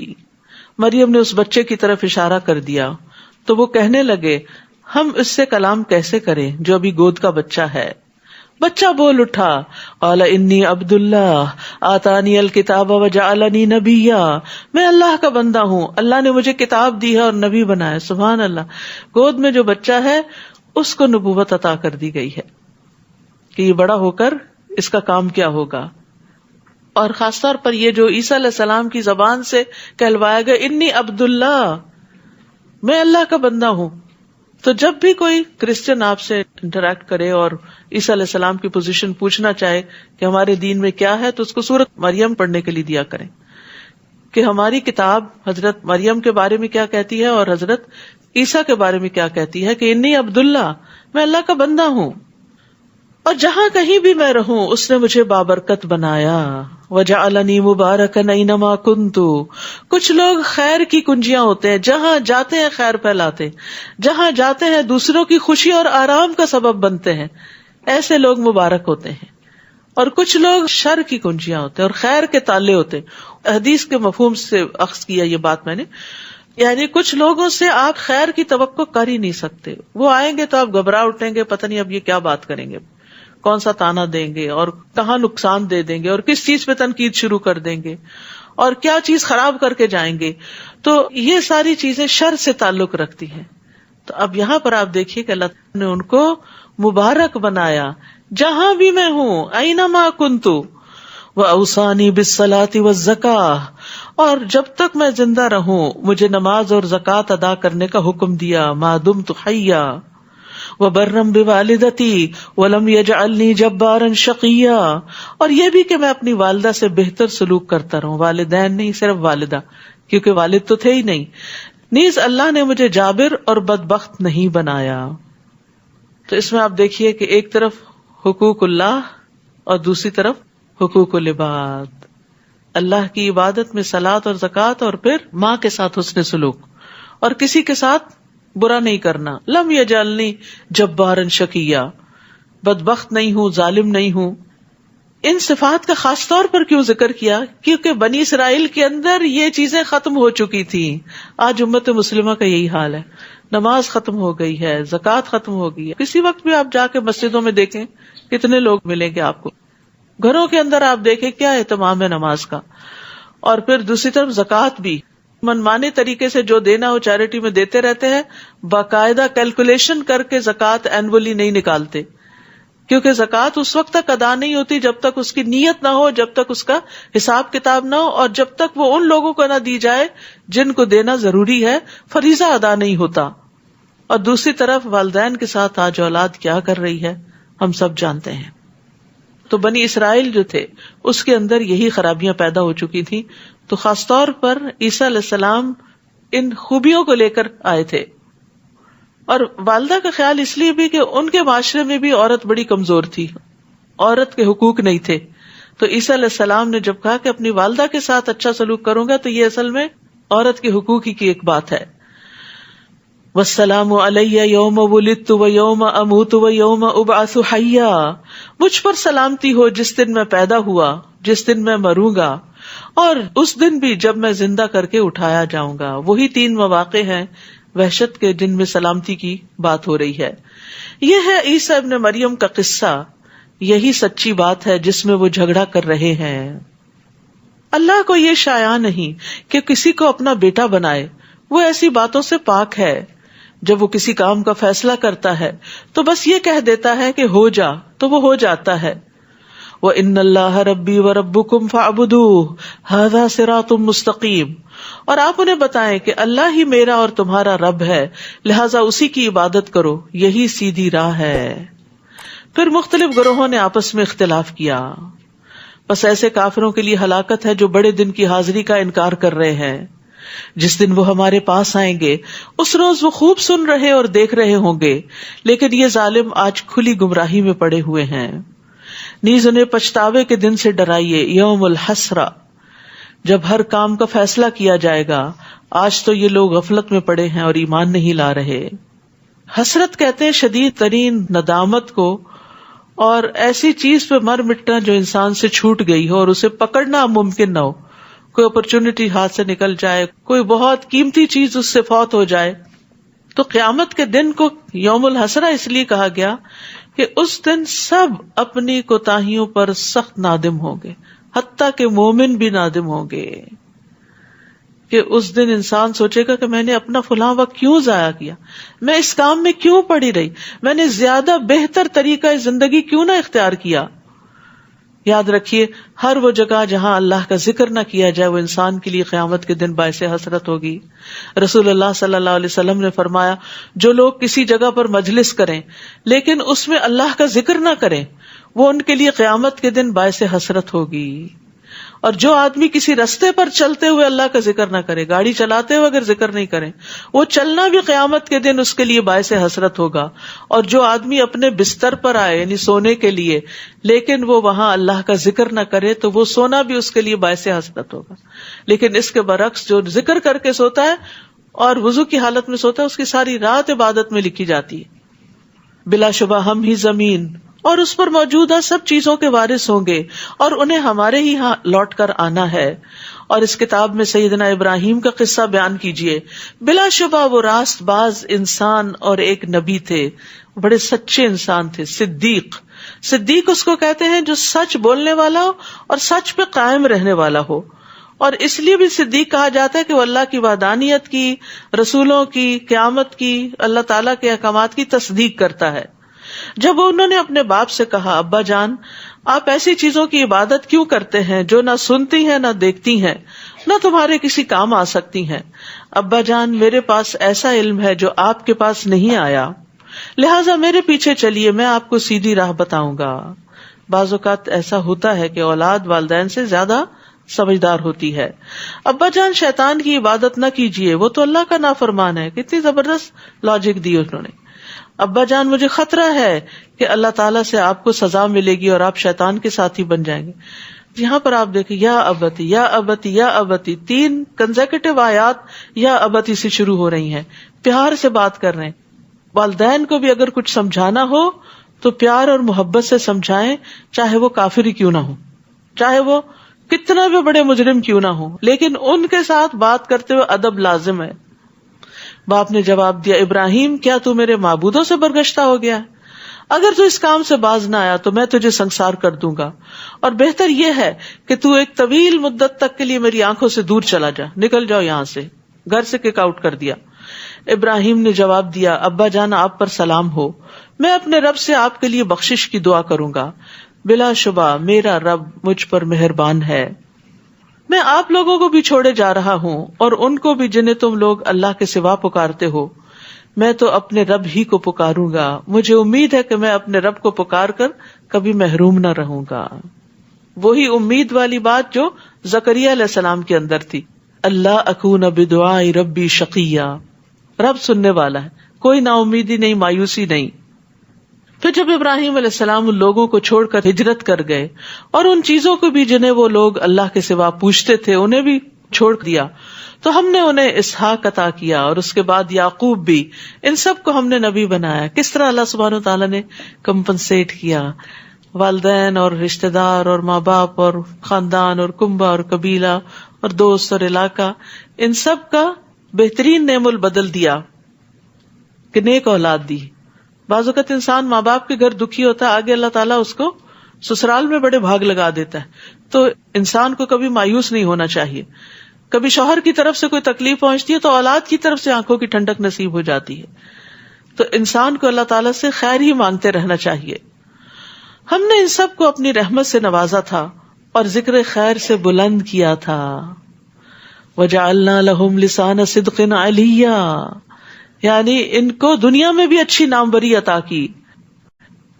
نیز اس کتاب میں موسیٰ کا قصہ بھی بیان کیجیے، بلا شبہ وہ ایک برگزیدہ انسان اور رسول اور نبی تھے۔ ہم نے انہیں کوہ طور کی داہنی جانب سے پکارا اور راز کی گفتگو کرنے کے لیے اسے قرب عطا کیا، اپنے قریب کر لیا۔ وَإِذْ نَادَى رَبُّكَ مُوسَىٰ، جیسے ایک اور جگہ پر بھی آتا ہے وَنَادَيْنَاهُ۔ 5 آیتوں میں اللہ تعالیٰ نے ندا کے ساتھ اس کلام کو بیان کیا ہے، یعنی اللہ تعالیٰ نے جو کلام کیا آواز کے ساتھ تھا، نادینا، نادا، ناداہ، نادیناہ، یہ مختلف آیات میں آتا ہے۔ وقربناہ نجیا، اور ہم نے اس کو سرگوشیوں کے لیے قریب کر لیا۔ موسیٰ علیہ السلام کو اللہ تعالیٰ کا خاص قرب نصیب ہوا۔ مجاہد اس آیت کے بارے میں کہتے ہیں 7ویں آسمان اور عرش کے درمیان 70,000 پردے ہیں، اور اللہ تعالیٰ موسیٰ علیہ السلام کو اپنے قریب کرتے رہے یہاں تک کہ دونوں کے درمیان صرف ایک پردہ رہ گیا۔ جب اس جگہ دیکھا اور لوح محفوظ پر چلنے والے کلموں کی آواز سنی تو موسیٰ علیہ السلام نے اپنی فرمائش کر دی، ربی ارینی انظر الیک، میرے رب مجھے دکھا کہ میں تجھے دیکھوں۔ وقال لن ترانی، تو مجھے دیکھ نہیں سکتے۔ یہ تو موسیٰ علیہ السلام کا قرب تھا، لیکن ایک عام انسان کو بھی اللہ کا قرب نصیب ہوتا ہے، وہ کہاں؟ نماز میں، سجدے میں۔ اس لیے سجدہ کرتے ہوئے پیار سے سجدہ کیا کریں کہ آپ رب کے قریب ترین ہیں، اور دل سے دعا مانگا کریں۔ ایک طریقہ جو میں کرتی ہوں وہ یہ کہ جیسے قرآنی اور مسنون دعاؤں کی کتاب میں شروع میں چھوٹی چھوٹی دعائیں لکھی ہوئی نا، اللہم فقہنی فی الدین، چند سیکنڈ لگتے ہیں اس کو پڑھنے میں، رب انی لما انزلت الی من خیر فقیر، یا اسی طرح رب اغفر لی وارحمنی، یا کوئی بھی۔ آج کل ماشاءاللہ عام دنوں سے زیادہ سجدے کر رہے ہیں آپ، تو امام کے پیچھے بھی سجدے میں 3 دفعہ سبحان ربی الاعلیٰ پڑھ کے فٹافٹ اپنی دعا کر دی، کیونکہ وہاں پر دعا قبول ہوتی، اور ریپیٹ بھی کر سکتے ہیں۔ 1-2 صفحے یاد تو ہوں گے آپ کو، تو ادھر ایک نظر دیکھ کے تاکہ آپ کو سیکوینس یاد رہے تو آپ ان کو ریپیٹ کرتے رہیں۔ اس طرح انشاءاللہ دعائیں رمضان کی راتوں میں، قیام کے دوران، سجدوں میں آپ مانگ سکیں گے۔ چلے لمبی تو نہیں، اور امام لمبی دعا کا وقت بھی نہیں دیتے، وہ بھی جلدی میں ہوتے ہیں، تو اس میں یہ ہے کہ چھوٹی سی دعا تو مانگی جا سکتی ہے، اور اللہ تعالیٰ اگر وہ قبول کر لے تو پتہ نہیں کتنی خیر اور بلائی کے خزانے آپ کے لیے کھل جائیں، اور اس رمضان کے بعد معلوم نہیں اور نیکیوں کی کیسی کیسی اپرچونٹیز آپ کو ملے۔ تو رب کو پکارنا چاہیے، اور رب کے قریب جا کے رب سے دعا کرنی چاہیے، یعنی سجدے میں۔ وَوَهَبْنَا لَهُ مِن رَحْمَتِنَا أَخَاهُ هَارُونَ نَبِيًّا، اور اپنی مہربانی سے ان کے بھائی ہارون کو نبی بنا کر اسے مدد کے طور پر دے دیا۔ دلچسپ بات یہ کہ موسیٰ علیہ السلام کی اولاد کا ذکر نہیں ملتا، لیکن ان کے بھائی کا ذکر ملتا ہے۔ تو یہ اللہ کا فیصلہ نا، کسی کو بھائی کی شکل میں سپورٹ ملتی ہے اور کسی کو اولاد کی شکل میں ملتی ہے، تو اس لیے انسان کو کمپیریزن نہیں کرنا چاہیے، ہائے فلاں کے تو بچے بڑے نیک ہیں، معلوم نہیں آپ کو اللہ تعالیٰ کس نیک انسان کے ساتھ ملا دے کہ وہ آپ کے دین میں آپ کو آگے لے جائے۔ تو اللہ کے فیصلوں پر راضی رہنا سیکھیں، خوش رہنا سیکھیں. وَاذْكُرْ فِي الْكِتَابِ اسماعیل، نیز اس کتاب میں اسماعیل کا قصہ بیان کیجیے. ابراہیم علیہ السلام کو اللہ تعالیٰ نے اسحاق اور یعقوب علیہ السلام دیے، لیکن اسماعیل علیہ السلام بھی دیے تھے جو حضرت ہاجر سے تھے. ایک بیٹے سے فوراً نبوت چل پڑی، لیکن دوسرے بیٹے سے فوراً نہیں چلی، مگر کئی سو سال کے بعد محمد صلی اللہ علیہ وسلم کی شکل میں عظیم ترین بیٹا عطا کیا. نبی صلی اللہ علیہ وسلم فرماتے تھے نا، میں اپنے باپ ابراہیم کی دعا ہوں، انہوں نے آپ کے لیے دعا کی تھی. تو بعض اوقات ایسا ہوتا ہے کہ ہماری زندگی میں ہماری نسلوں کو بھاگ لگ جاتے ہیں، اور بعض اوقات یہ بھی ہوتا ہے کہ انسان دعائیں مانگتا رہتا ہے، اللہ دعائیں رائگاں نہیں کرتا، اور صدیوں بعد کوئی ایسا بچہ اس نسل میں پیدا ہو جاتا ہے جو کسی کی دعا کا نتیجہ ہوتا ہے، وہ بھی صدقہ جاریہ بن جائے گا. تو اس لیے اولاد اور اولادوں کی اولاد کے لیے، جنریشنز کے لیے دعائیں کرتے رہا کریں. اور اگر اپنے بچے اتنے فرما بردار نہیں تو غم نہ کھایا کریں، کوئی پتہ نہیں آئندہ اللہ تعالیٰ آپ کی دعاؤں کو کیا قبولیت کا مقام عطا کرے.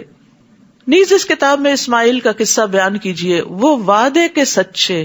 دیکھیے کتنی دفعہ قرآن میں وعدے کا ذکر آیا نا. ہم سب کو اس بات کا لحاظ رکھنا چاہیے، کسی سے کچھ کہیں تو پھر کر کے دکھائیں.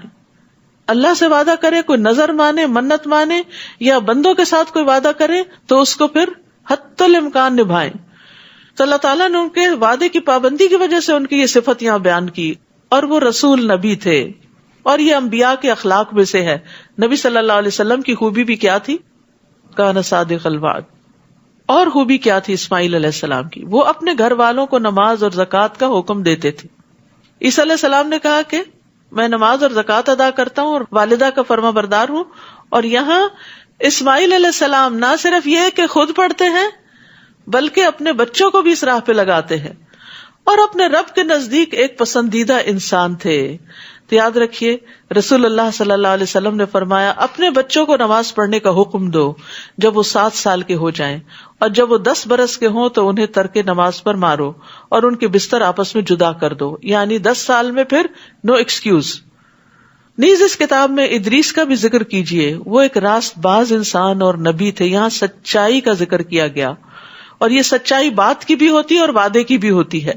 وَرَفَعْنَاهُ مَكَانًا عَلِيًّا، اور ہم نے انہیں بلند مقام پر اٹھا لیا تھا.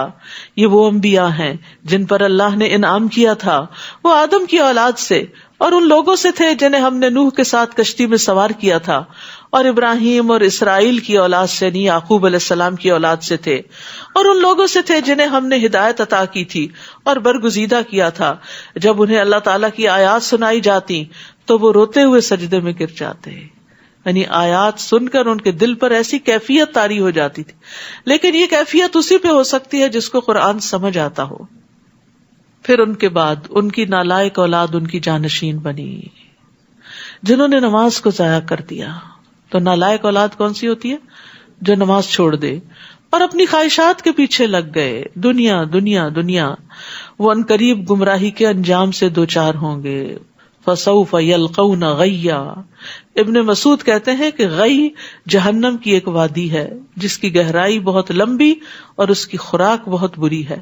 جو نماز نہیں پڑھیں گے ان کو وہاں ٹھکانہ ملے گا. تو انسان کو اپنی نماز کی وقتاً فوقتاً دیکھ بھال کرتے رہنا چاہیے، کیونکہ نماز کو ضائع کرنا دین کو ضائع کرنا ہے. اور اس میں نماز کو یا تو پڑھنا ہی نہ، یہ بھی ضائع کرنا ہے، یا پڑھنا تو لیٹ کر کے پڑھنا، یہ بھی ضائع کرنا ہے. لوگوں نے ابن مسعود سے پوچھا کہ نماز کو ضائع کرنے کا مطلب کیا ہے؟ تو انہوں نے کہا اس سے مراد ہے نماز کو اتنی دیر سے پڑھنا کہ اصل وقت ہی نکل جائے. لوگوں نے کہا ہم یہ سمجھتے تھے کہ نماز کو چھوڑنا اسے ترک کرنا ہے. انہوں نے کہا اگر وہ نماز چھوڑ دیتے تو کافر ہو جاتے. یہ ابن مسعود کا کہنا ہے. صحابہ نمازوں کو ضائع ہوتے دیکھ کر رویا کرتے تھے. امام زہری کہتے ہیں کہ میں دمشق میں انس بن مالک کی خدمت میں گیا. آپ اس وقت رو رہے تھے. میں نے عرض کیا آپ کیوں رو رہے ہیں؟ انہوں نے فرمایا اب میں اس نماز کے علاوہ نبی صلی اللہ علیہ وسلم کے دور کی کوئی چیز نہیں پاتا، اور اب اس نماز کو بھی ضائع کر دیا گیا، یعنی اس کو تاخیر سے پڑھتے ہیں. وہ لیٹ پڑھنے پر رو رہے تھے، لیکن جو پڑھے ہی نہ ان کی موت کا منظر کیا ہے؟ وَالْتَفَّتِ السَّاقُ بِالسَّاقِ.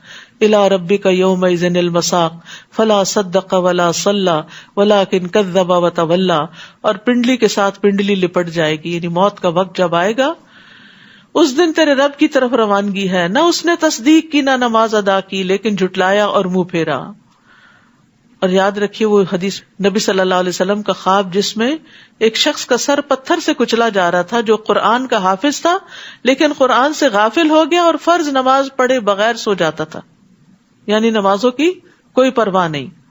الا من تاب وآمن وعمل صالحا فاولئک يدخلون الجنۃ ولا یظلمون شیئا، البتہ ان میں سے جس نے توبہ کر لی، ایمان لے آیا اور اچھے عمل کیے تو ایسے لوگ جنت میں داخل ہوں گے اور ان کی ذرہ برابر حق تلفی نہ ہوگی، ساری محنتوں کا پورا پورا بدلہ دیا جائے گا۔ وہ جنت ایسے ہمیشہ رہنے والے باغات ہیں جن کا اللہ نے اپنے بندوں سے وعدہ کر رکھا ہے اور انہیں کسی نے دیکھا نہیں، بلا شبہ اس کا وعدہ پیش آ کر رہے گا۔ اللہم انا نسألک الجنہ۔ اس جنت میں وہ امن اور سلامتی کی باتوں کے علاوہ کوئی بےہودہ بات نہ سنیں گے۔ یہ بڑی خوبصورتی ہے جنت کی کہ فضول لغو بیکار گفتگو وہاں نہیں ہوگی، وہاں انہیں صبح و شام ان کا رزق ملتا رہے گا۔ یہ ہے وہ جنت جس کا وارث ہم اپنے بندوں میں سے اس کو بنائیں گے من کان تقیا، جو متقی ہوگا، پرہیزگار ہوگا، گناہوں سے بچنے والا ہوگا۔ اور اے نبی صلی اللہ علیہ وسلم، ہم فرشتے آپ کے رب کے حکم کے بغیر نازل نہیں ہوا کرتے، جو کچھ ہمارے سامنے ہے اور جو ہمارے پیچھے ہے اور جو ان کے درمیان ہے سب اسی کا ہے، اور آپ کا رب بھولنے والا نہیں۔ وہ آسمانوں اور زمین اور جو کچھ ان کے درمیان ہے سب چیزوں کا مالک ہے، لہٰذا اسی کی بندگی کیجیے اور اسی کی بندگی پر ڈٹ جائیے۔ کیا آپ کوئی اور بھی اس کا ہم نام جانتے ہیں؟ هل تعلم له سمیا؟ یاد رکھیے اللہ نام صرف اللہ ہی کا ہے، کسی اور کا نہیں ہے۔ تو یہاں دو باتوں کا حکم ہے، فَاعْبُدْهُ وَاسْتَبِرْ لِعِبَادَتِهِ، تو عبادت صبر اور مجاہدے کی محتاج ہے، یعنی عبادت کے لیے صبر بھی چاہیے ہوتا ہے اور محنت بھی چاہیے ہوتی، اور انسان کو اپنے نفس کو پھر اس پر لانا پڑتا ہے، محنت کرنی پڑتی ہے۔ وَيَقُولُ الْإِنسَانُ أَإِذَا مَا مِتُّ لَسَوْفَ أُخْرَجُ حَيًّا، انسان یہ کہتا ہے کہ جب میں مر جاؤں گا تو کیا پھر سے زندہ کر کے قبر سے نکال لایا جاؤں گا؟ کیا انسان کو یہ یاد نہیں رہا کہ اس سے پہلے ہم نے اسے پیدا کیا جبکہ وہ کچھ بھی نہ تھا؟ آپ کے رب کی قسم، ہم انہیں اور ان کے ساتھ شیطانوں کو ضرور جمع کر کے لائیں گے، پھر ان سب کو گھٹنوں کے بل جہنم کے ارد گرد حاضر کر دیں گے، پھر ہر گروہ میں سے ایسے لوگوں کو کھینچ نکالیں گے جو اللہ تعالیٰ کے مقابلے پر سخت سرکش بنے ہوئے تھے، یعنی شر میں جو لوگوں کے لیڈر اور سردار ہوں گے۔ پھر ہم ان لوگوں کو بھی خوب جانتے ہیں جو جہنم میں پہلے داخل ہونے کے زیادہ مستحق ہیں۔ وَإِن مِّنكُمْ إِلَّا وَارِدُهَا كَانَ عَلَىٰ رَبِّكَ حَتْمًا مَّقْضِيًّا، تم میں سے کوئی بھی ایسا نہیں جس کا جہنم پر سے گزر نہ ہو، کیونکہ جنت کا راستہ جاتا ہی جہنم کے اوپر سے ہے، اس پل سے گزرتا ہے۔ یہ ایک قطعی طے شدہ بات ہے جسے پورا کرنا آپ کے رب کے ذمہ ہے۔ عبداللہ بن مسعود اس آیت کی تفسیر میں فرماتے ہیں کہ رسول اللہ صلی اللہ علیہ وسلم نے فرمایا، تمام انسان جہنم کے اوپر سے گزریں گے، پھر بعد میں اپنے اعمال کے مطابق وہاں سے نکلیں گے، یعنی وہاں کچھ لوگ دوڑتے ہوئے گزریں گے، کچھ چلتے ہوئے، کچھ گھسٹتے ہوئے، کچھ گھٹنوں کے بل رینگتے ہوئے، اور کوئی نیچے گر جائے گا اور پھر وہاں سے نکالا جائے گا۔ عبداللہ بن رواحہ اپنا سر اپنی بیوی کی گود میں رکھے ہوئے رونے لگے، تو ان کی بیوی بھی رونے لگی۔ پوچھا تم کیوں رو رہی ہو؟ اس نے کہا میں نے آپ کو دیکھا آپ رو رہے ہیں تو میں بھی رونے لگی۔ انہوں نے کہا مجھے اللہ تعالیٰ کا یہ قول یاد آ گیا، وَإِن مِّنكُمْ إِلَّا وَارِدُهَا، مجھے نہیں پتا میں وہاں سے نجات پاؤں گا کہ نہیں، کیسے گزروں گا اس پل سے۔ ہم میں سے کتنے لوگوں کا غم ہے یہ کہ میں پل صراط سے کیسے گزروں گی، وہ کون سے اعمال ہیں جن کو کرنے سے پل صراط آسان ہو جائے گا۔ ابو میسرہ جب اپنے بستر پر سونے لگتے تو کہتے کاش میری ماں نے مجھے جنم نہ دیا ہوتا، پھر وہ رونے لگتے تو پوچھا جاتا کہ آپ کیوں روتے ہیں؟ وہ کہتے ہمیں تو یہ بتایا گیا کہ ہم جہنم پر وارد ہوں گے، لیکن ہمیں یہ نہیں بتایا گیا کہ ہم وہاں سے نکل بھی آئیں گے کہ نہیں نکلیں گے، یعنی اس پل کو پار کریں گے بھی کہ نہیں کریں گے۔ نبی صلی اللہ علیہ وسلم نے فرمایا قیامت کے دن پل صراط لایا جائے گا اور جہنم کی پشت پر لا کر رکھا جائے گا۔ ہم نے کہا یا رسول اللہ پل صراط کیا ہے؟ آپ نے فرمایا پھسلنے اور گرنے کی جگہ، اس پر کانٹے اور آنکڑے ہیں جو چوڑے ہیں، اور ایسے ٹیڑھے کانٹے ہیں جو نجد میں ہوتے ہیں جنہیں سعدان کہا جاتا ہے. نبی صلی اللہ علیہ وسلم نے فرمایا پل صراط نصب کیا جائے گا جو استرے کی دھار کی طرح ہوگا. جیسے تلوار کی دھار ہوتی ہے نا. تو فرشتے پوچھیں گے اللہ تعالیٰ یہ تو کس کو عبور کروائے گا؟ اللہ تعالیٰ فرمائیں گے میں اپنی مخلوق میں سے جس کو چاہوں گا پار کراؤں گا. وہ کہیں گے تو پاک ہے، ہم تیری عبادت ویسی نہ کر سکے جیسی کرنے کا حق تھا. ابو سعید خدری کہتے ہیں مجھ تک یہ حدیث پہنچی کہ پل صراط بال سے باریک اور تلوار سے تیز ہوگا، اور اس کے دونوں طرف لوہے کی کنڈیاں ہیں، اور پل صراط سے گزرنے کی رفتار اعمال کے مطابق ہوگی. وہاں اعمال کام آئیں گے، کوئی کسی کے کام نہ آئے گا. حضرت عائشہ نے جب پوچھا تھا نا نبی صلی اللہ علیہ وسلم سے کہ کیا ہمیں آپ وہاں یاد رکھیں گے، تو آپ نے فرمایا 3 جگہوں پہ کوئی کسی کو یاد نہیں رکھے گا، اور ان میں سے ایک مقام پل صراط سے گزرنا ہے. اور پھر یہاں اللہ تعالیٰ کیا فرماتے ہیں کہ متقی لوگوں کو اس سے بچا لیا جائے گا. وہاں کچھ لوگ دوڑتے ہوئے گزریں گے، کچھ چلتے ہوئے، کچھ گھسٹتے ہوئے، کچھ گھٹنوں کے بل رینگتے ہوئے. جو جتنا اللہ سے ڈرتا ہے اور نیک کام کرتا ہے اور اپنے نفس کو کنٹرول میں رکھتا ہے، وہ اتنی تیزی کے ساتھ وہاں سے گزر جائے گا. ثم ننجی الذین اتقوا، پھر ہم پرہیزگاروں کو تو جہنم سے نجات دیں گے.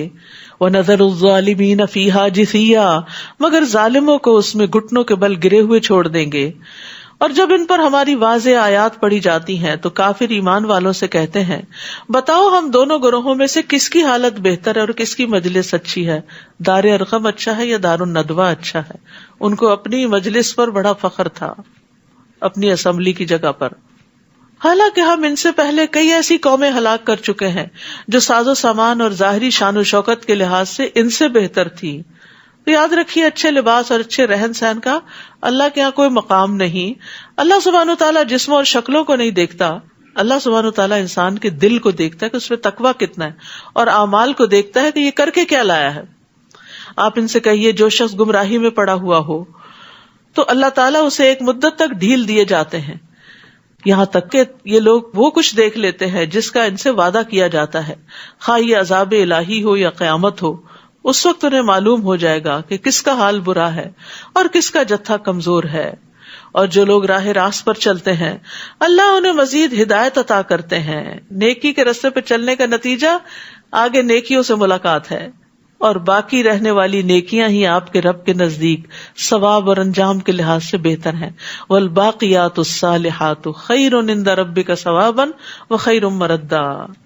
تو یاد رکھیے ہر شخص علم یا نیک عمل کے لیے جو کوشش کرتا ہے، محنت کرتا ہے، تو اللہ تعالیٰ اس کوشش کے بدلے اس کو ایک اور نیکی کی توفیق دے دیتے ہیں. ٹھیک ہے. اور یہ باقیات الصالحات کیا ہے؟ سبحان اللہ والحمد للہ ولا الہ الا اللہ واللہ اکبر. بھلا آپ نے اس شخص کی حالت پر بھی غور کیا جو ہماری آیات کا انکار کرتا ہے اور کہتا ہے کہ مجھے مال اور اولاد ضرور دیا جائے گا؟ کیا اسے غیب کا پتہ چل گیا ہے یا اس نے اللہ سے کوئی عہد لے رکھا ہے؟ ایسا ہرگز نہیں ہوگا. اور جو کچھ یہ کہہ رہا ہے اسے ہم لکھ لیں گے اور اس کے عذاب میں مزید اضافہ کریں گے. اور جن باتوں کے متعلق یہ کہہ رہا ہے، مال اور اولاد، ان کے وارث تو ہم ہوں گے اور یہ اکیلا ہی ہمارے پاس آئے گا. یعنی مال اولاد سب پیچھے رہ جاتا ہے، انسان اکیلا رب کے حضور حاضر ہوتا ہے. یعنی قبر میں بھی اکیلا جاتا ہے اور آخرت میں بھی اکیلا اٹھے گا. وَيَأْتِينَا فَرْدًا.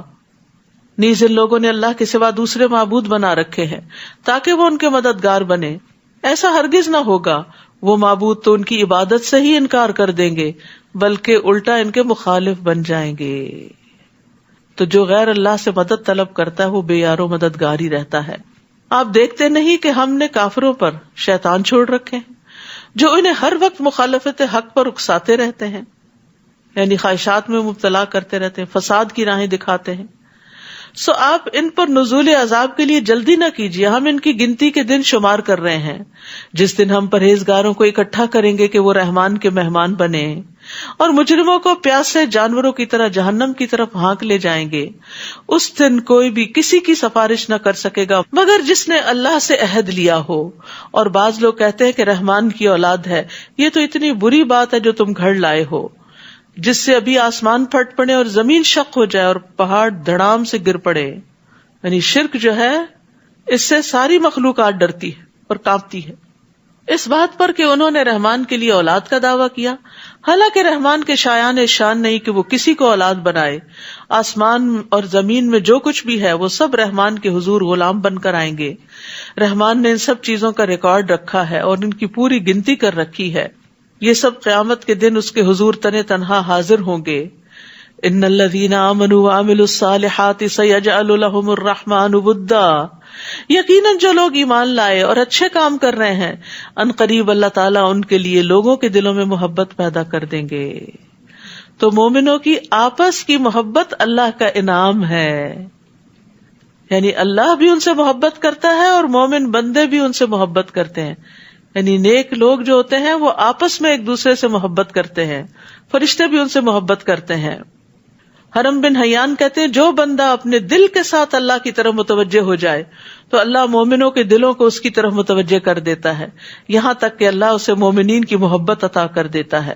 اور وہ مشہور حدیث آپ کو پتہ ہی ہوگی کہ جب اللہ تعالیٰ کسی بندے سے محبت کرتے ہیں تو جبریل علیہ السلام کو بلاتے ہیں اور کہتے ہیں بے شک میں اپنے اس بندے سے محبت کرتا ہوں، تم بھی اس سے محبت کرو.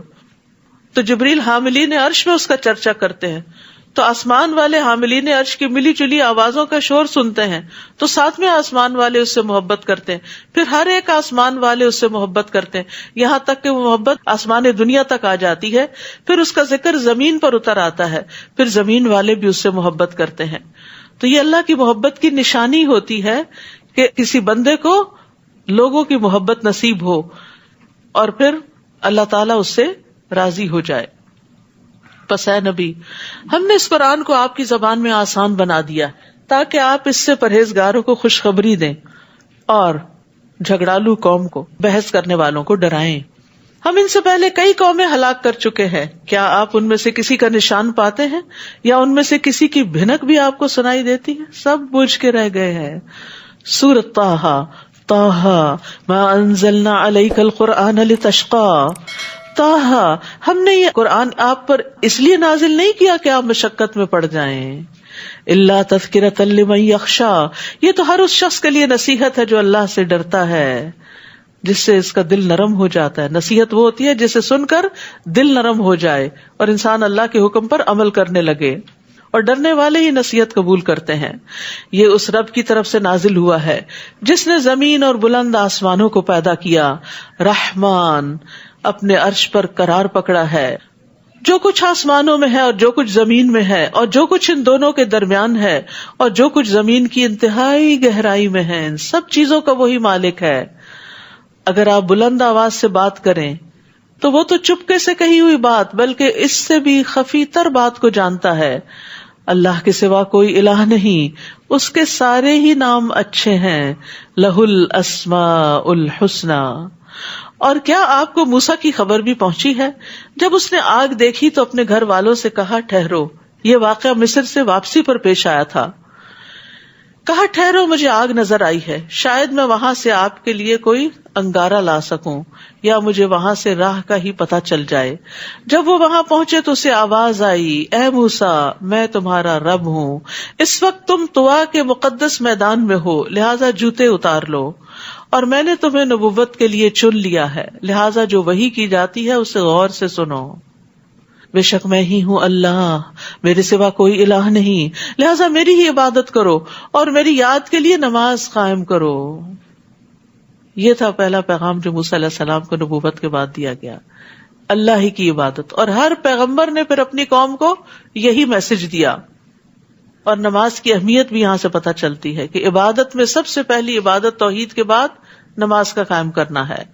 قیامت یقیناً آنے والی ہے، میں اسے ظاہر کرنے ہی والا ہوں تاکہ ہر شخص اپنی کوشش کا بدلہ پائے. یہ ہے مقصد قیامت آنے کا.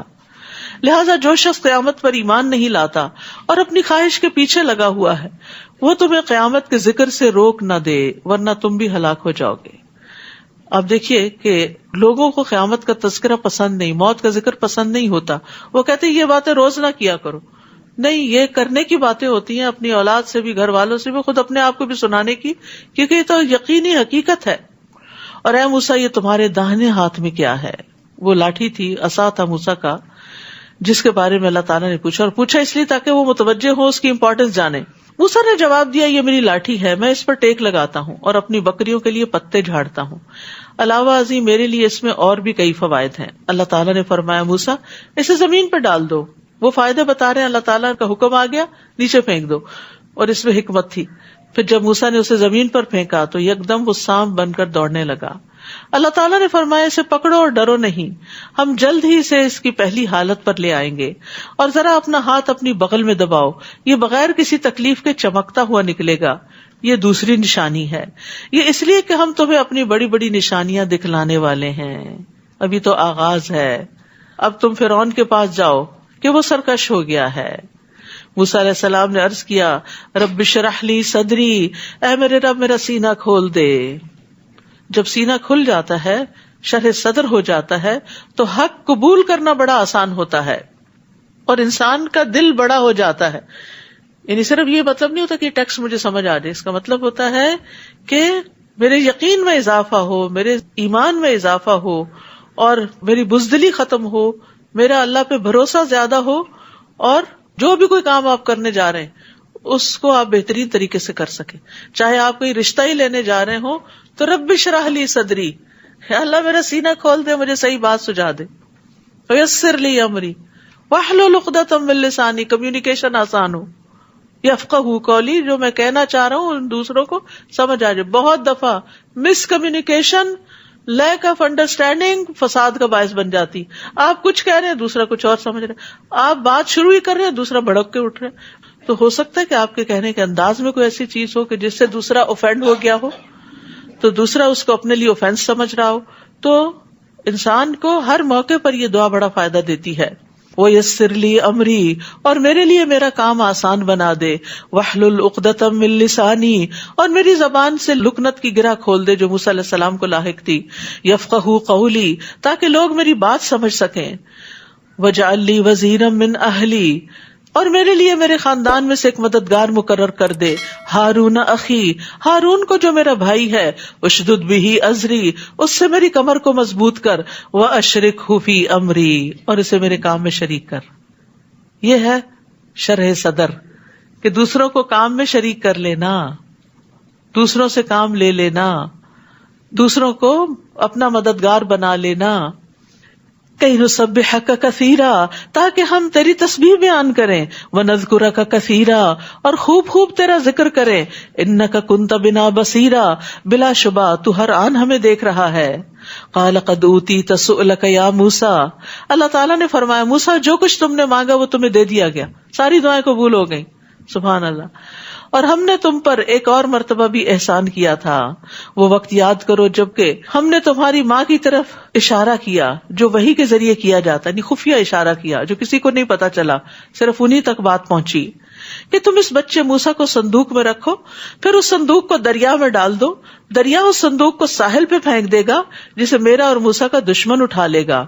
میں نے تم پر اپنی طرف سے محبت ڈال دی کہ جو کوئی تمہیں دیکھے پیار کرنے لگے، اور یہ اس لیے کیا کہ میری نگرانی میں تمہاری پرورش ہو، تیرے دشمن بھی تجھ سے محبت کریں۔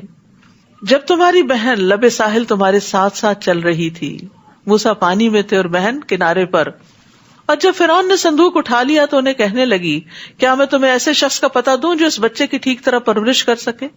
پھر ہم نے تمہاری ماں کے پاس تمہیں لوٹا دیا تاکہ وہ اپنی آنکھیں ٹھنڈی کرے اور غم زدہ نہ رہے، اس کا غم دور کر دیا۔ نیز تم نے ایک آدمی کو مار ڈالا تھا تو ہم نے تمہیں اس غم سے نجات دی، یعنی گلٹ سے نکال دیا، پھر تمہیں مختلف آزمائشوں سے گزارا۔ فَفَتَنَّاكَ فُتُونًا، یعنی اس کے بعد پھر موسیٰ علیہ السلام 8-10 سال مدین میں رہے، بکریاں چراتے رہے۔ تو یہ سارے موسیٰ علیہ السلام کی زندگی کے حالات اللہ تعالیٰ بیان کر رہے ہیں کہ کہاں کہاں سے وہ گزرے۔ ہمارے لیے ایک سبق ہے نا اس میں، کہ کچھ پانے کے لیے انسان کو زندگی کے کن پگڈنڈیوں پہ چلنا پڑتا ہے، راستے میں کیسے کیسے لوگ ملتے ہیں، کیسے کیسے حادثے ہوتے ہیں، اور اللہ تعالیٰ کس طرح بچاتا چلا جاتا ہے انسان کو۔ پھر تم کئی سال مدین والوں کے ہاں رہے، پھر اب تم اے موسیٰ تقدیر کے مطابق ٹھیک وقت پر یہاں آ گئے۔ یہ وقت مقرر تھا تمہاری نبوت کے لیے، اللہ سے ملاقات کے لیے، اللہ سبحانہ تعالیٰ سے کلام کے لیے۔ وَاصْطَنَعْتُكَ لِنَفْسِي، اور میں نے تمہیں اپنے کام کا بنا لیا۔ اللہ ہمیں بھی اپنے کام کا بنا لے۔ لیکن آپ دیکھیے کہ جب اللہ کام کا بناتا ہے نا تو بعض اوقات ٹھکائی بھی ہوتی ہے، یعنی مشکلیں بھی پیش آتی ہیں، لیکن ان پہ صبر کرنا چاہیے اور اللہ کی رضا پہ راضی رہنا چاہیے. لیکن یہ کہ خوش قسمت ہے وہ انسان جس کو اللہ چن لے. اب تم اور تمہارا بھائی دونوں میرے معجزات لے کر جاؤ اور میرے ذکر میں کوتاہی نہ کرنا. کام کرو لیکن ساتھ ذکر نہیں چھوڑنا، کیونکہ فرعون کے پاس بھیجا جا رہا تھا. ہاں فرعون کے ہاں جاؤ، وہ بڑا سرکش ہو گیا ہے. دیکھو اسے نرمی سے بات کہنا، شاید وہ نصیحت قبول کر لے یا ڈر جائے. فرعون کے ساتھ بھی نرمی سے بات کرنا، تو پھر عام انسان سے کیسے بات کرنی چاہیے ہم سب کو؟ پولائٹلی، آرام سے. مشکل سے مشکل بات بھی تو آرام سے کریں، کیونکہ نرم گفتگو جو ہے وہ صدقہ ہے. نبی صلی اللہ علیہ وسلم نے فرمایا جس کو نرمی سے حصہ دیا گیا تو یقیناً اس کو دنیا اور آخرت کی خیر و بھلائی سے نواز دیا گیا، اور نرم گفتگو کے بدلے جنت میں خوبصورت بالا خانے ملیں گے. قالا ربنا انا نخاف ان یفرط علینا او ان یطغى. دونوں نے عرض کیا اے رب ہم اس بات سے ڈرتے ہیں کہ وہ ہم پہ زیادتی کرے یا مزید سرکشی اختیار کرے. اللہ تعالیٰ نے فرمایا ڈرو مت، میں تمہارے ساتھ ہوں، سب کچھ سن رہا ہوں اور دیکھ رہا ہوں. لہٰذا اس کے پاس جاؤ اور اسے کہنا ہم تیرے رب کے رسول ہیں، لہٰذا بنی اسرائیل کو ہمارے ساتھ جانے کے لیے چھوڑ دو اور انہیں تکلیف نہ دو. ہم تیرے پاس تیرے رب کی نشانی لے کر آئے ہیں. والسلام علی من اتبع الہدی. اور جو شخص ہدایت کی پیروی کرے اس کے لیے سلامتی ہے. ہماری طرف وحی کی گئی کہ جو شخص اسے جھٹلائے گا اور منہ موڑے گا اس کے لیے یقیناً عذاب ہے. فرعون نے جواب دیا موسیٰ تمہارا رب کون ہے؟ موسیٰ نے کہا ہمارا رب وہ ہے جس نے ہر چیز کو اس کی صورت خاص عطا کی، پھر اس کی رہنمائی کی. فرعون نے کہا تو پھر جو نسلیں گزر چکی ہیں وہ کس حال میں ہیں؟ موسیٰ نے جواب دیا ان کا علم میرے رب کے پاس ایک کتاب میں ہے. میرا رب نہ چوکتا ہے اور نہ بھولتا ہے. وہی جس نے تمہارے لیے زمین کا فرش بچھایا اور اس میں تمہارے چلنے کو راستے بنائے اور اوپر سے پانی برسایا، پھر اس بارش سے مختلف قسم کی پیداوار نکالی. کھاؤ اور اپنے جانوروں کو بھی چراؤ. اس طریقے کار میں اہل عقل کے لیے بہت سی نشانیاں ہیں. اسی زمین سے ہم نے تمہیں پیدا کیا اور اسی میں تمہیں واپس لے جائیں گے اور اسی سے تمہیں دوبارہ نکالیں گے. غرض ہم نے فرعون کو اپنی نشانیاں دکھائیں مگر وہ انہیں جھٹلاتا رہا اور کوئی بات تسلیم نہ کی. موسیٰ سے کہنے لگا کیا تو ہمارے پاس اس لیے آیا کہ ہمیں اپنے جادو کے زور سے ہمارے ملک سے نکال دے؟ سو ہم بھی اس قسم کا جادو لاتے ہیں، لہٰذا اپنے اور ہمارے درمیان مقابلے کے لیے ایک وقت مقرر کر لو جس کی خلاف ورزی نہ تم کرو نہ ہم کریں، اور اس جگہ پہنچنا دونوں کے لیے یکساں ہو. موسیٰ علیہ السلام نے جواب دیا اچھا یہ وعدہ جشن کا دن ہے اور لوگ چاشت کے وقت جمع ہوں گے، یعنی ان کا بڑا دن تھا. چنانچہ فرعون لوٹ گیا اور اپنے سارے ہتھ کنڈے جمع کیے اور مقابلے پہ آ گیا. اس وقت موسیٰ نے لوگوں سے کہا افسوس تم پر، اللہ کے ذمے جھوٹی باتیں نہ لگاؤ ورنہ عذاب سے وہ تمہیں غارت کر دے گا، کیونکہ جس نے بھی جھوٹ گھڑا ناکام ہی رہا. پھر اس معاملے میں وہ آل فرعون آپس میں جھگڑنے لگے اور خفیہ مشورہ کرنے لگے. آخر کچھ لوگوں نے کہا یہ دونوں جادوگر ہیں اور چاہتے یہ ہے کہ جادو کے زور سے تمہیں تمہارے ملک سے نکال دیں اور تمہارا مثالی طریقے زندگی ختم کر دیں. لہٰذا اپنی سب تدبیریں اکٹھی کرو اور متحد ہو کر مقابلے میں آؤ اور سمجھ لو کہ جو آج غالب رہا وہ جیت گیا. پھر موسیٰ سے کہنے لگے موسیٰ تم ڈالتے ہو یا پہلے ہم ڈالیں؟ موسیٰ نے کہا تم ہی ڈالو. پھر ان کے جادو کے اثر سے ایسا معلوم ہوتا تھا کہ ان کی رسیاں اور لاٹیاں یکدم دوڑنے لگی ہیں. یہ دیکھ کر موسیٰ اپنے دل میں ڈر گئے. ہم نے وحی کی اسے کہا مت ڈرو، غالب تم ہی رہو گے، اور جو کچھ تمہارے دائیں ہاتھ میں ہے اسے پھینک دو. جو کچھ ان جادوگروں نے بنا رکھا ہے وہ سب کچھ ہڑپ کر جائے گا، یعنی عصا پھینک دو. انہوں نے تو صرف جادو کی فریب کاری ہی بنائی ہے، اور جادوگر جہاں سے بھی آئے کامیاب نہیں ہو سکتے. وَلَا يُفْلِحُ السَّاحِرُ حَيْثُ أَتَى، یہ بھی جادو کے توڑ کے لیے بہترین آیت ہے. اور جادوگر جہاں سے بھی آئے مقابلے میں کامیاب نہیں ہو سکتا. تو اگر انسان کو کوئی ایسی تکلیف ہو تو انسان اللہ کی طرف رجوع کرے، اپنا معاملہ اللہ کے سپرد کر دے، اللہ پر توکل کرے، شرعی وظائف اور اوراد اذکار پڑھے، اور جادوگروں کے شر سے اللہ کی پناہ ہمیں اپنے آپ کو دے. فَأُلْقِيَ السَّحَرَةُ سُجَّدًا، چنانچہ یہ منظر دیکھ کر جادوگر بے ساختہ سجدے میں گر پڑے، کہنے لگے ہم ہارون اور موسیٰ کے رب پر ایمان لے آئے. فرعون بول اٹھا تم میری اجازت کے بغیر ہی اس پر ایمان لے آئے؟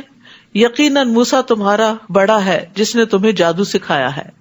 اب میں تمہارے ہاتھ اور پاؤں مخالف سمتوں سے کٹواؤں گا اور کھجور کے تنوں میں تمہیں سولی چڑھاؤں گا، اور تمہیں خوب معلوم ہو جائے گا کہ ہم دونوں میں سے کس کی سزا شدید تر اور دیر پا ہے، یعنی موسیٰ کی یا فرعون کی.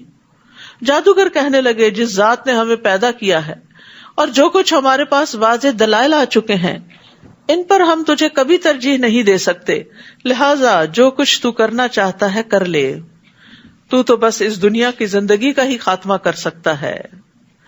تو اہل ایمان جو ہیں وہ دوسروں کی دھمکیوں کی پرواہ نہیں کیا کرتے. ایمان والے اپنے رب پر بھروسہ کرتے ہیں جب وہ کوئی نیک کام کرنے کو نکلیں، اور نفع نقصان کا مالک اللہ کو سمجھتے ہیں، کیونکہ بعض اوقات لوگ آپ کو ڈرانے لگتے ہیں کہ اگر یہ کام کیا تو تمہارا نقصان ہو جائے گا. یعنی مثلاً اگر آپ نے کسی قبر والے کی منت مانی ہوئی ہے کہ اس کی قبر پہ چڑھاوا چڑھائیں گے اور پھر نہیں چڑھایا تو لوگ کہتے دیکھنا تمہارے ساتھ کیا ہوتا ہے. ایسی دھمکیوں سے کبھی ڈرنا نہیں چاہیے اور نہ ایسی باتوں سے کبھی خوف کھانا چاہیے. انا آمنا بربنا لیغفر لنا خطایانا وما اکرہتنا علیہ من السحر واللہ خیر وابقی. بلا شبہ ہم اپنے رب پر ایمان لا چکے ہیں تاکہ وہ ہماری خطائیں معاف کر دے، اور وہ جادو بھی جس پر تو نے ہمیں مجبور کر دیا تھا، اور اللہ ہی بہتر اور سدا باقی رہنے والا ہے. یعنی اب ان کو فوراً احساس ہو جاتا ہے کہ جادو کرنا ایک گناہ کا کام تھا، تو اس پر بھی توبہ کرنے لگتے ہیں. انہ من یأتی ربہ مجرما فإن لہ جہنم لا یموت فیہا ولا یحیا. بات یہ ہے کہ جو شخص مجرم بن کر اپنے رب کے پاس آئے گا اس کے لیے جہنم ہے. یعنی توبہ نہیں کی، کفر پہ رہا یا گناہوں کے اندر لت پت رہا اور ایسے ہی دنیا سے چلا گیا تو اس کا ٹھکانہ جہنم ہے. لا یموت فیہا ولا یحیا، جس میں نہ وہ مرے گا نہ وہ جیے گا. وہاں زندگی زندگی نہیں اور موت موت نہیں. اور جو مومن بن کر آئے اور اس نے نیک اعمال بھی کیے ہوں تو ایسے ہی لوگوں کے لیے بلند درجات ہیں. ایمان اور عمل صالح. اور سدا بہار باغات جن میں نہریں بہ رہی ہوں گی، وہ اس میں ہمیشہ رہیں گے. یہ اس شخص کے لیے جزا ہے جو گناہوں سے پاک رہا. ذالک جزاء من تزکا، جو تزکیہ کے طریقے پر عمل پیرا رہا، جو اپنے گناہوں کو ساتھ ساتھ صاف کرتا رہا. کہتے ہیں کہ سارے بنی آدم خطا کار ہیں، اور بہترین خطا کار کون ہے؟ جو توبہ کرنے والے ہیں. اور التائب من الذنب کمن لا ذنب لہ، گناہ سے توبہ کرنے والا ایسا ہے جیسا اس نے کبھی گناہ کیا ہی نہ ہو. اور ہم نے موسیٰ کی طرف وحی کی کہ میرے بندوں کو راتوں رات لے کر نکل جاؤ، پھر ان کے لیے سمندر میں خشک راستہ بناؤ، تمہیں نہ تو تعاقب کا خوف ہو اور نہ ڈوب جانے کا ڈر ہو. پھر فرعون نے اپنے لاؤ لشکر سمیت ان کا پیچھا کیا تو سمندر نے انہیں یوں ڈھانپ لیا جیسے ڈھانپنے کا حق تھا. پوری طرح پانی کے نیچے آ گئے سارے. اور فرعون نے اپنی قوم کو گمراہی کیا، سیدھی راہ نہ دکھائی، کیونکہ انجام اچھا نہیں ہوا. بظاہر دیکھنے میں تو اس نے بہت تعمیرات کی تھی اور ملک کو بہت ترقی دی تھی، دنیاوی اعتبار سے وہ ایک بڑا کامیاب بادشاہ تھا، لیکن انجام کے اعتبار سے نہیں. تو ہر وہ کام جس کا انجام اچھا نہ ہو وہ اچھا نہیں ہوتا، چاہے بظاہر وہ کتنا ہی چمکدار کیوں نہ نظر آ رہا ہو، بظاہر دیکھنے میں کتنا ہی خوبصورت کیوں نہ لگے. اے بنی اسرائیل، ہم نے تمہیں تمہارے دشمن سے نجات دی اور طور کی دائیں جانب تمہیں کتاب دینے کا وعدہ دیا اور تم پر من اور سلوہ اتارا، اور کہا کہ ہم نے جو پاکیزہ چیزوں کا تمہیں رزق دیا ہے اسے کھاؤ اور کھا کر سرکشی نہ کرو، ورنہ تم پر میرا غضب نازل ہوگا، اور جس پر میرا غضب اترا وہ گر کر ہی رہا. وَإِنِّي لَغَفَّارٌ لِمَن تَابَ وَآمَنَ وَعَمِلَ صَالِحًا ثُمَّ اهْتَدَىٰ. اور جو شخص توبہ کرے، ایمان لائے، اچھے عمل کرے اور سیدھے رستے پر گامزن رہے تو اس سے یقیناً میں بہت درگزر کرنے والا ہوں. اور اے موسیٰ، کون سی چیز تمہیں اپنی قوم سے پہلے یہاں لے آئی؟ یعنی تم نے عجلت کیوں کی؟ موسیٰ نے عرض کیا وہ لوگ بھی میرے پیچھے آ رہے ہیں اور میں نے تیرے حضور آنے میں اس لیے جلدی کی تاکہ تو مجھ سے خوش ہو جائے. تو تاجیل جو ہوتی ہے، عجلت جو ہوتی ہے، ویسے پسندیدہ نہیں، لیکن نیک کاموں کی طرف جلدی کرنا، اللہ کی رضامندی کی طرف آگے بڑھ جانا دوسروں سے، یہ قابل تعریف چیز ہے. اللہ تعالیٰ نے فرمایا ہم نے تیرے بعد تیری قوم کو آزمائش میں ڈال دیا اور انہیں سامری نے گمراہ کر دیا. چنانچہ موسیٰ رنج کے مارے غصے سے بھرے ہوئے اپنی قوم کی طرف واپس آئے اور ان سے کہا, اے میری قوم, کیا تم سے تمہارے رب نے اچھا وعدہ نہیں کیا تھا؟ کیا یہ زمانہ تم پر لمبا ہو گیا تھا؟ یا تم یہ چاہتے تھے کہ تم پر تمہارے رب کا غضب نازل ہو؟ لہذا تم نے میرے وعدے کی خلاف ورزی کی. وہ کہنے لگے, ہم نے کچھ اپنے اختیار سے آپ کے وعدے کی خلاف ورزی نہیں کی, بلکہ قبطی قوم کے زیورات ہم پر لاد دیے گئے تھے جنہیں ہم نے آگ میں ڈال دیا تھا. پھر اس طرح سامری نے بھی زیور آگ میں ڈال دیا. پھر وہ اس ڈھلے ہوئے سونے سے ایک بچڑے کا جسم بنا لایا جس سے بیل کی آواز نکلتی تھی. وہ لوگ کہنے لگے, تمہارا اور موسیٰ کا الہ تو یہی ہے. موسیٰ تو بھول گئے, یعنی جو طور پہ چلے گئے. کیا وہ یہ نہیں دیکھتے کہ نہ تو وہ ان کی بات کا جواب دیتا ہے اور نہ ہی ان کے نفع نقصان کا کچھ اختیار رکھتا ہے؟ اور اس سے پیشتر ہارون انہیں یہ کہہ چکے تھے, کس بچڑے کے جسم سے تمہاری آزمائش کی جا رہی ہے؟ بلا شبہ تمہارا رب رحمان ہی ہے. وَإِنَّ رَبَّكُمُ الرَّحْمَنُ فَاتَّبِعُونِي, لہٰذا میری پیروی کرو. وَأَطِیعُوا أَمْرِی, اور میرے حکم کی اطاعت کرو. وہ کہنے لگے, جب تک موسیٰ ہمارے پاس واپس نہیں آ جاتا ہم تو اسی کی پرورش کرتے رہیں گے, یعنی اسی بچڑے کی. جب موسیٰ علیہ السلام واپس آئے تو ہارون سے کہا, ہارون, جب تم انہیں گمراہ ہوتے دیکھ رہے تھے تو انہیں منع کرنے سے کس بات نے تمہیں روکے رکھا کہ تم لوگ میری پیروی نہ کرو؟ کیا تم نے میرے حکم کی خلاف ورزی کی؟ ہارون نے جواب دیا, اے میرے ماں جائے بھائی, یعنی پیار سے, میری داڑھی اور میرے سر کے بال نہ پکڑو. مجھے اس بات کا اندیشہ تھا کہ تم آ کر یہ نہ کہو کہ تم نے بنی اسرائیل میں پھوٹ ڈال دی اور میری بات کا لحاظ نہ رکھا. تو یہاں چونکہ موسیٰ علیہ السلام غصے میں تھے تو ہارون علیہ السلام بڑے پیار سے ان سے بات کرتے ہیں اور پیار سے ان کو سمجھاتے ہیں. اور دوسری یہ بات پتہ چلتی ہے کہ ہارون علیہ السلام کے اندر بھی بڑی حکمت تھی. فتنے فساد سے بچنے کے لیے انہوں نے کہا کہ موسیٰ علیہ السلام آ کے ہی فیصلہ کر لیں گے, میں ابھی اس معاملے کو ایسے ہی رہنے دیتا ہوں. سمجھایا ضرور لیکن سختی نہ کی. قال فما خطبک یا سامری, پھر موسیٰ نے سامری کی طرف متوجہ ہو کر کہا, بتاؤ سامری تمہارا کیا معاملہ ہے؟ سامری نے کہا, میں نے وہ چیز دیکھی جو دوسروں کو نظر نہ آئی, چنانچہ میں نے رسول کے نقش قدم سے ایک مٹی اٹھا لی, پھر اس بچڑے کے جسم میں اس کو ڈال دیا. میرے نفس نے مجھے ایسا ہی سمجھایا تھا. موسیٰ نے اسے کہا, جاؤ, تمہارے لیے زندگی بھر یہ سزا ہے کہ دوسروں سے کہتے رہو گے کہ مجھے نہ چھونا, لا مساس لا مساس, اور تمہارے لیے عذاب کا ایک وقت ہے جو تجھ سے کبھی نہیں ٹل سکتا. اور اپنے الہ کی طرف تو دیکھ جس کے آگے تو موتقف رہتا تھا کہ ہم اسے کیسے جلا ڈالتے ہیں, پھر اس کی راکھ کو کیسے دریا میں بکھیر دیتے ہیں. یہاں پر آپ دیکھیے کہ سامری کو سزا دی جا رہی ہے اور وہ سزا موت تک کے لیے, کہ وہ اس طرح کے پاگل پن کی حرکتیں کرے کہ کسی کو اپنے قریب نہ آنے دے.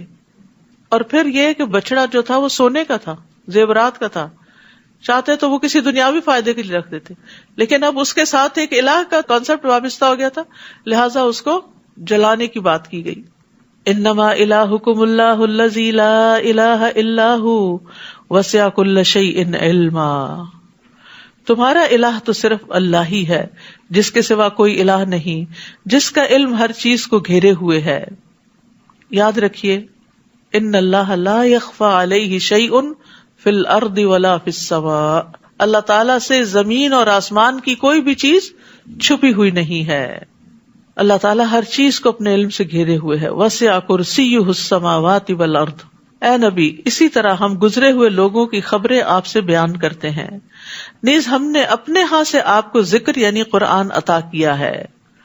من اعرض عنہ فانہ یحمل یوم القیامۃ وزرا, جو شخص اس سے اعراض کرے گا وہ قیامت کے دن گناہ کا بوجھ اٹھائے ہوئے ہوگا. اعراض کیا ہوتا ہے؟ منہ موڑنا. منہ موڑنا کیا ہوتا ہے؟ اس چیز کو دیکھنا ہی نہیں, اس کو اٹھانا ہی نہیں, اس کو کھولنا ہی نہیں, اس کو پڑھنا ہی نہیں, اس کو سمجھنا ہی نہیں, اس پر عمل ہی نہیں کرنا, اسے آگے پڑھانا ہی نہیں, گویا وہ چیز زندگی میں ایگزسٹ ہی نہ کرتی ہو. تو قرآن سے اعراض جو ہے یہ بہت بڑا گناہ ہے. جو قرآن سے اعراض کرے گا وہ قیامت کے دن گناہ کا بوجھ اٹھائے ہوئے ہوگا. وہ ہمیشہ اسی حال میں رہیں گے, اور قیامت کے دن ایسا بوجھ اٹھانا کتنا برا ہوگا. جس دن سور پھونکا جائے گا ہم اس دن مجرموں کو اکٹھا کریں گے تو دہشت کے مارے وہ نیلگوں ہو رہے ہوں گے. وَنَحْشُرُ الْمُجْرِمِينَ يَوْمَئِذٍ زُرْقًا. دنیا میں ہاتھ کب نیلے ہونے لگتے ہیں؟ بعض اوقات آپ دیکھیں نا بچوں کے چہرے بالکل نیلے ہو جاتے رو کے، غم اور تکلیف کی شدت سے. مجرموں کو جب اٹھایا جائے گا تو غم اور غصے کی وجہ سے ان کے چہرے جو ہیں وہ نیلے ہو رہے ہوں گے. یتخافتون بینہم ان لبثتم الا عشرا. وہ آپس میں چپکے چپکے کہیں گے کہ ہم دنیا میں یہی کوئی 10 دن ٹھہرے ہوں گے، دنیا میں بس اتنا ہی ٹھہر کے آئے. نحن اعلم بما یقولون اذ یقول امثلهم طریقۃ ان لبثتم الا یوما. ہم خوب جانتے ہیں جو کچھ وہ کہیں گے، جبکہ ان میں سے بہتر رائے والا یہ کہے گا کہ تم بس دنیا میں ایک ہی دن ٹھہرے تھے. یاد رکھیے کہ قیامت کے دن انسان کو دنیا کی زندگی بہت چھوٹی معلوم ہوگی. یہ اتنی لمبی لمبی زندگیاں 60 سال 70 سال 100 سال، وہاں جا کے انسان کہے گا دن یا دن کا کچھ حصہ، کوئی کہے گا 10 دن، کوئی کہے گا 1 دن. ایک ہی دن. اللہ اکبر. ایک دن کے لیے کتنی محنت کر رہے ہیں ہم، اور آخرت جو ہمیشہ کے لیے ہے اس کے لیے کیا بھیج رہے ہیں آگے. وَيَسْأَلُونَكَ عَنِ الْجِبَالِ فَقُلْ يَنسِفُهَا رَبِّي نَسْفًا. لوگ آپ سے پہاڑوں کے بارے میں پوچھتے ہیں کہ قیامت کو ان کا کیا بنے گا. آپ ان سے کہیے میرا رب انہیں دھول بنا کے اڑا دے گا. کوہ ہمالیہ اور ماؤنٹ ایوریسٹ اور یہ سارے غبار بن کے اڑ جائیں گے، اور زمین کو ایسا صاف میدان بنا دے گا کہ آپ اس میں کوئی نشیب و فراز نہ دیکھیں گے، بالکل پلین میدان. اس دن لوگ پکارنے والے کے پیچھے بولیں گے، کوئی اس سے انحراف نہ کر سکے گا، اور رحمان کے آگے سب آوازیں دب جائیں گی اور ہلکی سی آواز کے سوا کچھ سن نہ سکے گا. اس دن سفارش کچھ فائدہ نہ دے گی مگر جسے رحمان اجازت دے اور اس کی بات سننا پسند کرے. ہر کوئی اٹھ کے سفارش نہیں کرنے لگے گا، اور اگر کوئی دنیا میں کہے کر لو جو کرنا ہے، قیامت کے دن میں تمہاری سفارش کر دوں گا، تو اس بات کو سراسر جھوٹ سمجھیے. کوئی کسی کی سفارش نہیں کر سکتا اللہ کے اذن کے بغیر، اور وہ مخصوص لوگوں کو دیا جائے گا اذن. وہ لوگوں کا اگلا پچھلا حال سب کچھ جانتا ہے، لیکن دوسرے لوگ اسے نہیں جان سکتے. یعنی اللہ جانتا ہے جو ہمارے آگے ہے جو پیچھے ہے، لیکن ہمیں نہیں پتا اس کے بارے میں. وَأَنَتِ الْوُجُوهُ لِلْحَيِّ الْقَيُّومِ وَقَدْ خَابَ مَنْ حَمَلَ ظُلْمًا. سب چہرے اس دن زندہ پائندہ ہستی کے سامنے جھک جائیں گے، اور جس نے ظلم کا بوجھ اٹھایا وہ نامراد ہوا. اور جو شخص نیک اعمال کرے اور وہ مومن ہو تو اسے بے انصافی یا حق تلفی کا ڈر نہ ہوگا، اس میں ظلم نہیں کیا جائے گا. اسی طرح ہم نے قرآن کو عربی زبان میں نازل کیا اور طرح طرح سے وعید بیان کیے تاکہ لوگ پرہیزگاری اختیار کریں یا ان میں غور و فکر کی عادت پیدا ہو. تو قرآن کے عربی میں آنے کا مقصد کیا ہے؟ اس لیے کہ لوگ غور و فکر کر سکیں اور ان کے اندر پرہیزگاری پیدا ہو، کیونکہ عربی کے الفاظ دل پہ عجب طرح اثر کرتے ہیں. فتعال اللہ الملک الحق. بس اللہ ہی بادشاہ حقیقی بلند شان والا ہے، اور قرآن کی وحی پوری ہونے سے پہلے اسے پڑھنے میں جلدی نہ کیجیے اور دعا کیجیے وقل رب زدنی علما، کہ اے میرے رب مجھے مزید علم عطا کر. ابن مسعود جب بھی یہ دعا پڑھتے تو دعا کرتے اللہم زدنی علما و ایمانا و یقینا، اے اللہ میرے علم، ایمان اور یقین میں اضافہ فرما. علم میں بھی اضافہ مانگنا چاہیے، ایمان میں بھی، یقین میں بھی، اور فہم میں بھی. امام ابن تیمیہ کہتے ہیں کہ بعض اوقات میں نے ایک ایک آیت پر 100 تفاسیر کا مطالعہ کیا، پھر میں اللہ سے فہم کی دعا کرتا اور کہتا یا معلم آدم و ابراہیم علمنی، اے آدم اور ابراہیم کو تعلیم دینے والے مجھے بھی تعلیم دے. انہوں نے کبھی بھی اپنے علم پر غرور نہیں کیا تھا. نبی صلی اللہ علیہ وسلم یہ دعا مانگا کرتے تھے اللہم انفعنی بما علمتنی وعلمنی ما ینفعنی وارزقنی علما تنفعنی بہ.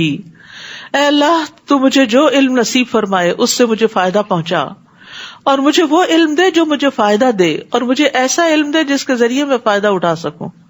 کتنی خوبصورت دعا ہے. اور اس سے پہلے ہم نے آدم سے ایک عہد لیا تھا مگر وہ بھول گیا، اور ہم نے اس کا ایسا عزم نہ پایا. اور جب ہم نے فرشتوں سے کہا تھا کہ آدم کو سجدہ کرو تو ابلیس کے سوا سب نے اسے سجدہ کیا مگر اس نے حکم نہ مانا. لہذا ہم نے آدم سے کہا کہ یہ تمہارا اور تمہاری بیوی کا دشمن ہے. یہ خیال رکھنا کہ وہ کہیں تمہیں جنت سے نہ نکلوا دے، پھر تم مصیبت میں نہ پڑ جاؤ. یہاں تو نہ تمہیں بھوک ستاتی ہے، نہ ننگے رہتے ہو، نہ پیاس لگتی ہے اور نہ دھوپ ہوتی ہے. پس شیطان نے آدم کے دل میں وسوسہ ڈالا اور کہا، آدم میں تمہیں وہ درخت نہ بتاؤں جس سے ابدی زندگی اور لا زوال سلطنت حاصل ہوتی ہے. اصل میں انسان کی بہت بڑی ویکنس ہے کہ زندگی زیادہ مل جائے اور اس کے لیے کچھ بھی اسے کرنا پڑے تو کر گزرے. تو وہ اس لالچ میں آ گئے کہ اچھا زیادہ دیر جیئیں گے، چلو کوئی نہیں پھل ہی کھانا کھا لیں گے. تو اس لیے کبھی بھی انسان لوگوں کی باتوں میں آ کے اپنا طرز زندگی نہ بدلے، اور خاص طور پر جس بات کی کوئی دلیل ہی نہ ہو. فَأَكَلَا مِنْهَا فَبَدَتْ لَهُمَا سَوْآتُهُمَا، آخر کار ان دونوں نے اس درخت کا پھل کھا لیا جس سے ان کے سطر کے مقامات ایک دوسرے کے آگے کھل گئے. وہ جنت کے پتوں سے انہیں ڈھانکنے لگے. اللہ نے ان کو اتنی سمجھ دی تھی کہ ننگے نہیں رہنا، اور آدم نے اپنے رب کی نافرمانی کی تو وہ بھٹک گئے. پھر ان کے رب نے انہیں برگزیدہ کیا تو ان کی توبہ قبول کی اور ہدایت بخشی. اللہ تعالیٰ نے فرمایا، تم دونوں یعنی انسان اور شیطان سب یہاں سے نکل جاؤ، تم ایک دوسرے کے دشمن ہوگے. پھر اگر تمہارے پاس میری طرف سے ہدایت آئے تو جو کوئی میری ہدایت کی پیروی کرے گا تو نہ وہ گمراہ ہوگا اور نہ تکلیف اٹھائے گا. ابن عباس کہتے ہیں کہ اللہ نے ضمانت دی کہ جو قرآن پڑھتا ہے اور اس پر عمل کرتا ہے وہ دنیا میں گمراہ نہیں ہوگا اور آخرت میں محروم نہیں ہوگا. پھر انہوں نے اسی آیت کی تلاوت کی. وَمَنْ أَعْرَضَ عَنْ ذِكْرِي فَإِنَّ لَهُ مَعِيشَةً ضَنْكًا وَنَحْشُرُهُ يَوْمَ الْقِيَامَةِ أَعْمَى قال رب لم حشرتني أعمى وقد كنت بصيرا قال كذلك أتتك آياتنا فنسيتها وكذلك اليوم تنسى. اور جو میری یاد سے منہ موڑے گا تو اس کی زندگی تنگ ہو جائے گی اور قیامت کے دن ہم اسے اندھا کر کے اٹھائیں گے. استغفر اللہ. یہ اللہ کی یاد سے منہ موڑنے کا نتیجہ ہے. ساری نعمتیں ہوتے ہوئے بھی مرضی کی زندگی گزارنے کے باوجود زندگی گھٹن کا شکار رہے گی. نہ اطمینان قلب ہے اور نہ شرح صدر ہے. ظاہری خوشحالی ہے، مال و دولت ہے، ساری نعمتیں ہیں، مرضی کا لباس پہنتا ہے، مرضی کا کھانا کھاتا ہے، مرضی کے ملک میں اور شہر میں رہتا ہے، لیکن اللہ کے ذکر سے غافل ہے تو پریشانی اور حیرت اور شک میں ہی ہمیشہ متردد رہتا ہے. تو معیشتاً ضنکا کا تعلق اس دنیا کی زندگی سے بھی ہے اور قبر کی زندگی سے بھی ہے. نبی صلی اللہ علیہ وسلم نے فرمایا، کیا تم جانتے ہو یہ آیت کس کے بارے میں نازل ہوئی؟ کیا تمہیں معلوم ہے کہ تنگ حالی کیا ہے؟ انہوں نے عرض کیا، اللہ اور اس کا رسول ہی بہتر جانتے ہیں. آپ نے فرمایا، کافر کا اس کی قبر میں عذاب سے دو چار ہونا ہے، اور اس ذات کی قسم جس کے ہاتھ میں میری جان ہے اس پر 99 سانپ مسلط کر دیے جاتے ہیں. کیا تم جانتے ہو وہ سانپ کیسا ہوتا ہے؟ وہ 70 سانپ اژدہے ہوتے ہیں اور ہر اژدہے کے 7 سر ہوتے ہیں. اسے قیامت تک ڈستے اور نوچتے رہیں گے. وہ کہے گا، اے میرے رب، تو نے مجھے اندھا کر کے کیوں اٹھایا حالانکہ میں دنیا میں آنکھوں والا تھا.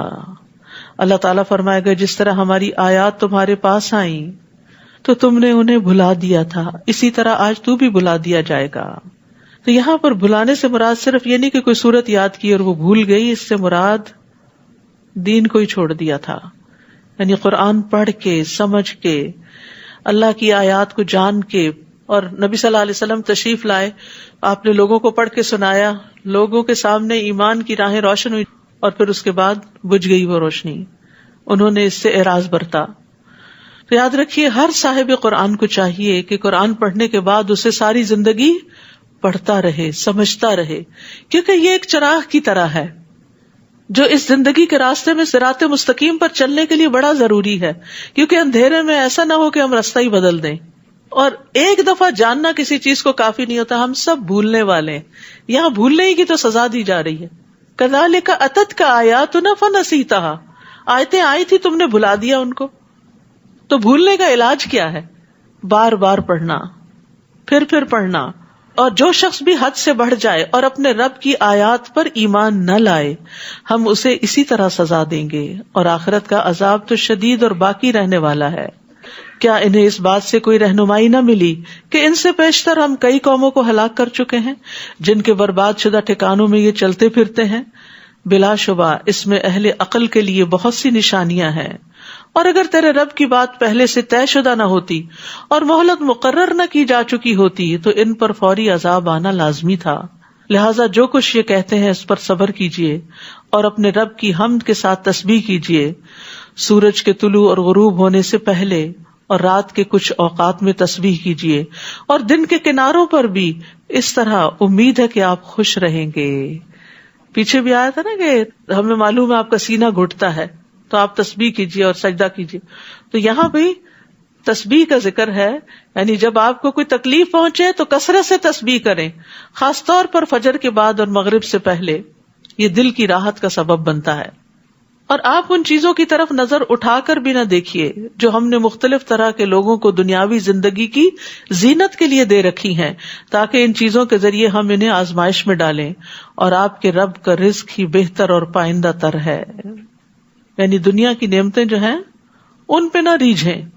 اور اپنے گھر والوں کو نماز کا حکم دیجیے اور خود بھی اس پہ ڈٹ جائیے. ہم آپ سے رزق نہیں مانگتے، وہ تو ہم خود تمہیں دیتے ہیں، اور انجام پرہیزگاری کا ہی بہتر ہوتا ہے. یاد رکھیے خود بھی نماز پڑھنی اور بچوں کو بھی پڑھوانی ہے اور اس کی فکر کرنی ہے. ابن مسعود کہتے ہیں جس نے نماز ترک کی اس کا کوئی دین نہیں. قرآن پاک میں اللہ تعالیٰ فرماتے ہیں وَأَقِيمُوا الصَّلَاةَ وَلَا تَكُونُوا مِنَ الْمُشْرِكِينَ، اور نماز قائم کرو اور شرک کرنے والوں میں سے نہ ہو جاؤ. رسول اللہ صلی اللہ علیہ وسلم نے فرمایا بے شک انسان اور اس کے کفر اور شرک کے درمیان فرق نماز چھوڑنا ہے. قیامت کے دن سب سے پہلا سوال نماز کا ہوگا. نماز کی حفاظت کرنے والے اللہ کے فضل میں ہوں گے. کسی بھی طرح کی پریشانی میں نماز ہی کی طرف لوٹنا چاہیے. وقالو، اور وہ کہتے ہیں کہ ہمارے پاس اس کے رب کی طرف سے کوئی نشانی کیوں نہیں آتی؟ کیا ان کے پاس پہلے صحیفوں میں واضح دلیل نہیں آ چکی؟ اور اگر ہم انہیں اس سے پیشتر عذاب سے ہلاک کر دیتے تو وہ یہ کہتے کہ ہمارے رب تو نے ہمارے پاس رسول کیوں نہ بھیجا کہ ہم ذلیل و رسوا ہونے سے پہلے تیری آیات کی پیروی کر لیتے. قل کل متربص فتربصوا فستعلمون من اصحاب الصراط السوی ومن اهتدى. آپ ان سے کہیے ہر ایک انجام کار کا منتظر ہے، لہٰذا تم بھی انتظار کرو، جلد ہی تمہیں معلوم ہو جائے گا کہ ہم میں سے کون راہ راست پر ہے اور کون ہدایت یافتہ ہے. وآخر دعوانا ان الحمد للہ رب العالمین. سبحانک اللہم وبحمدک اشہد ان لا الہ الا انت استغفرک واتوب الیک. السلام علیکم ورحمۃ اللہ وبرکاتہ. لا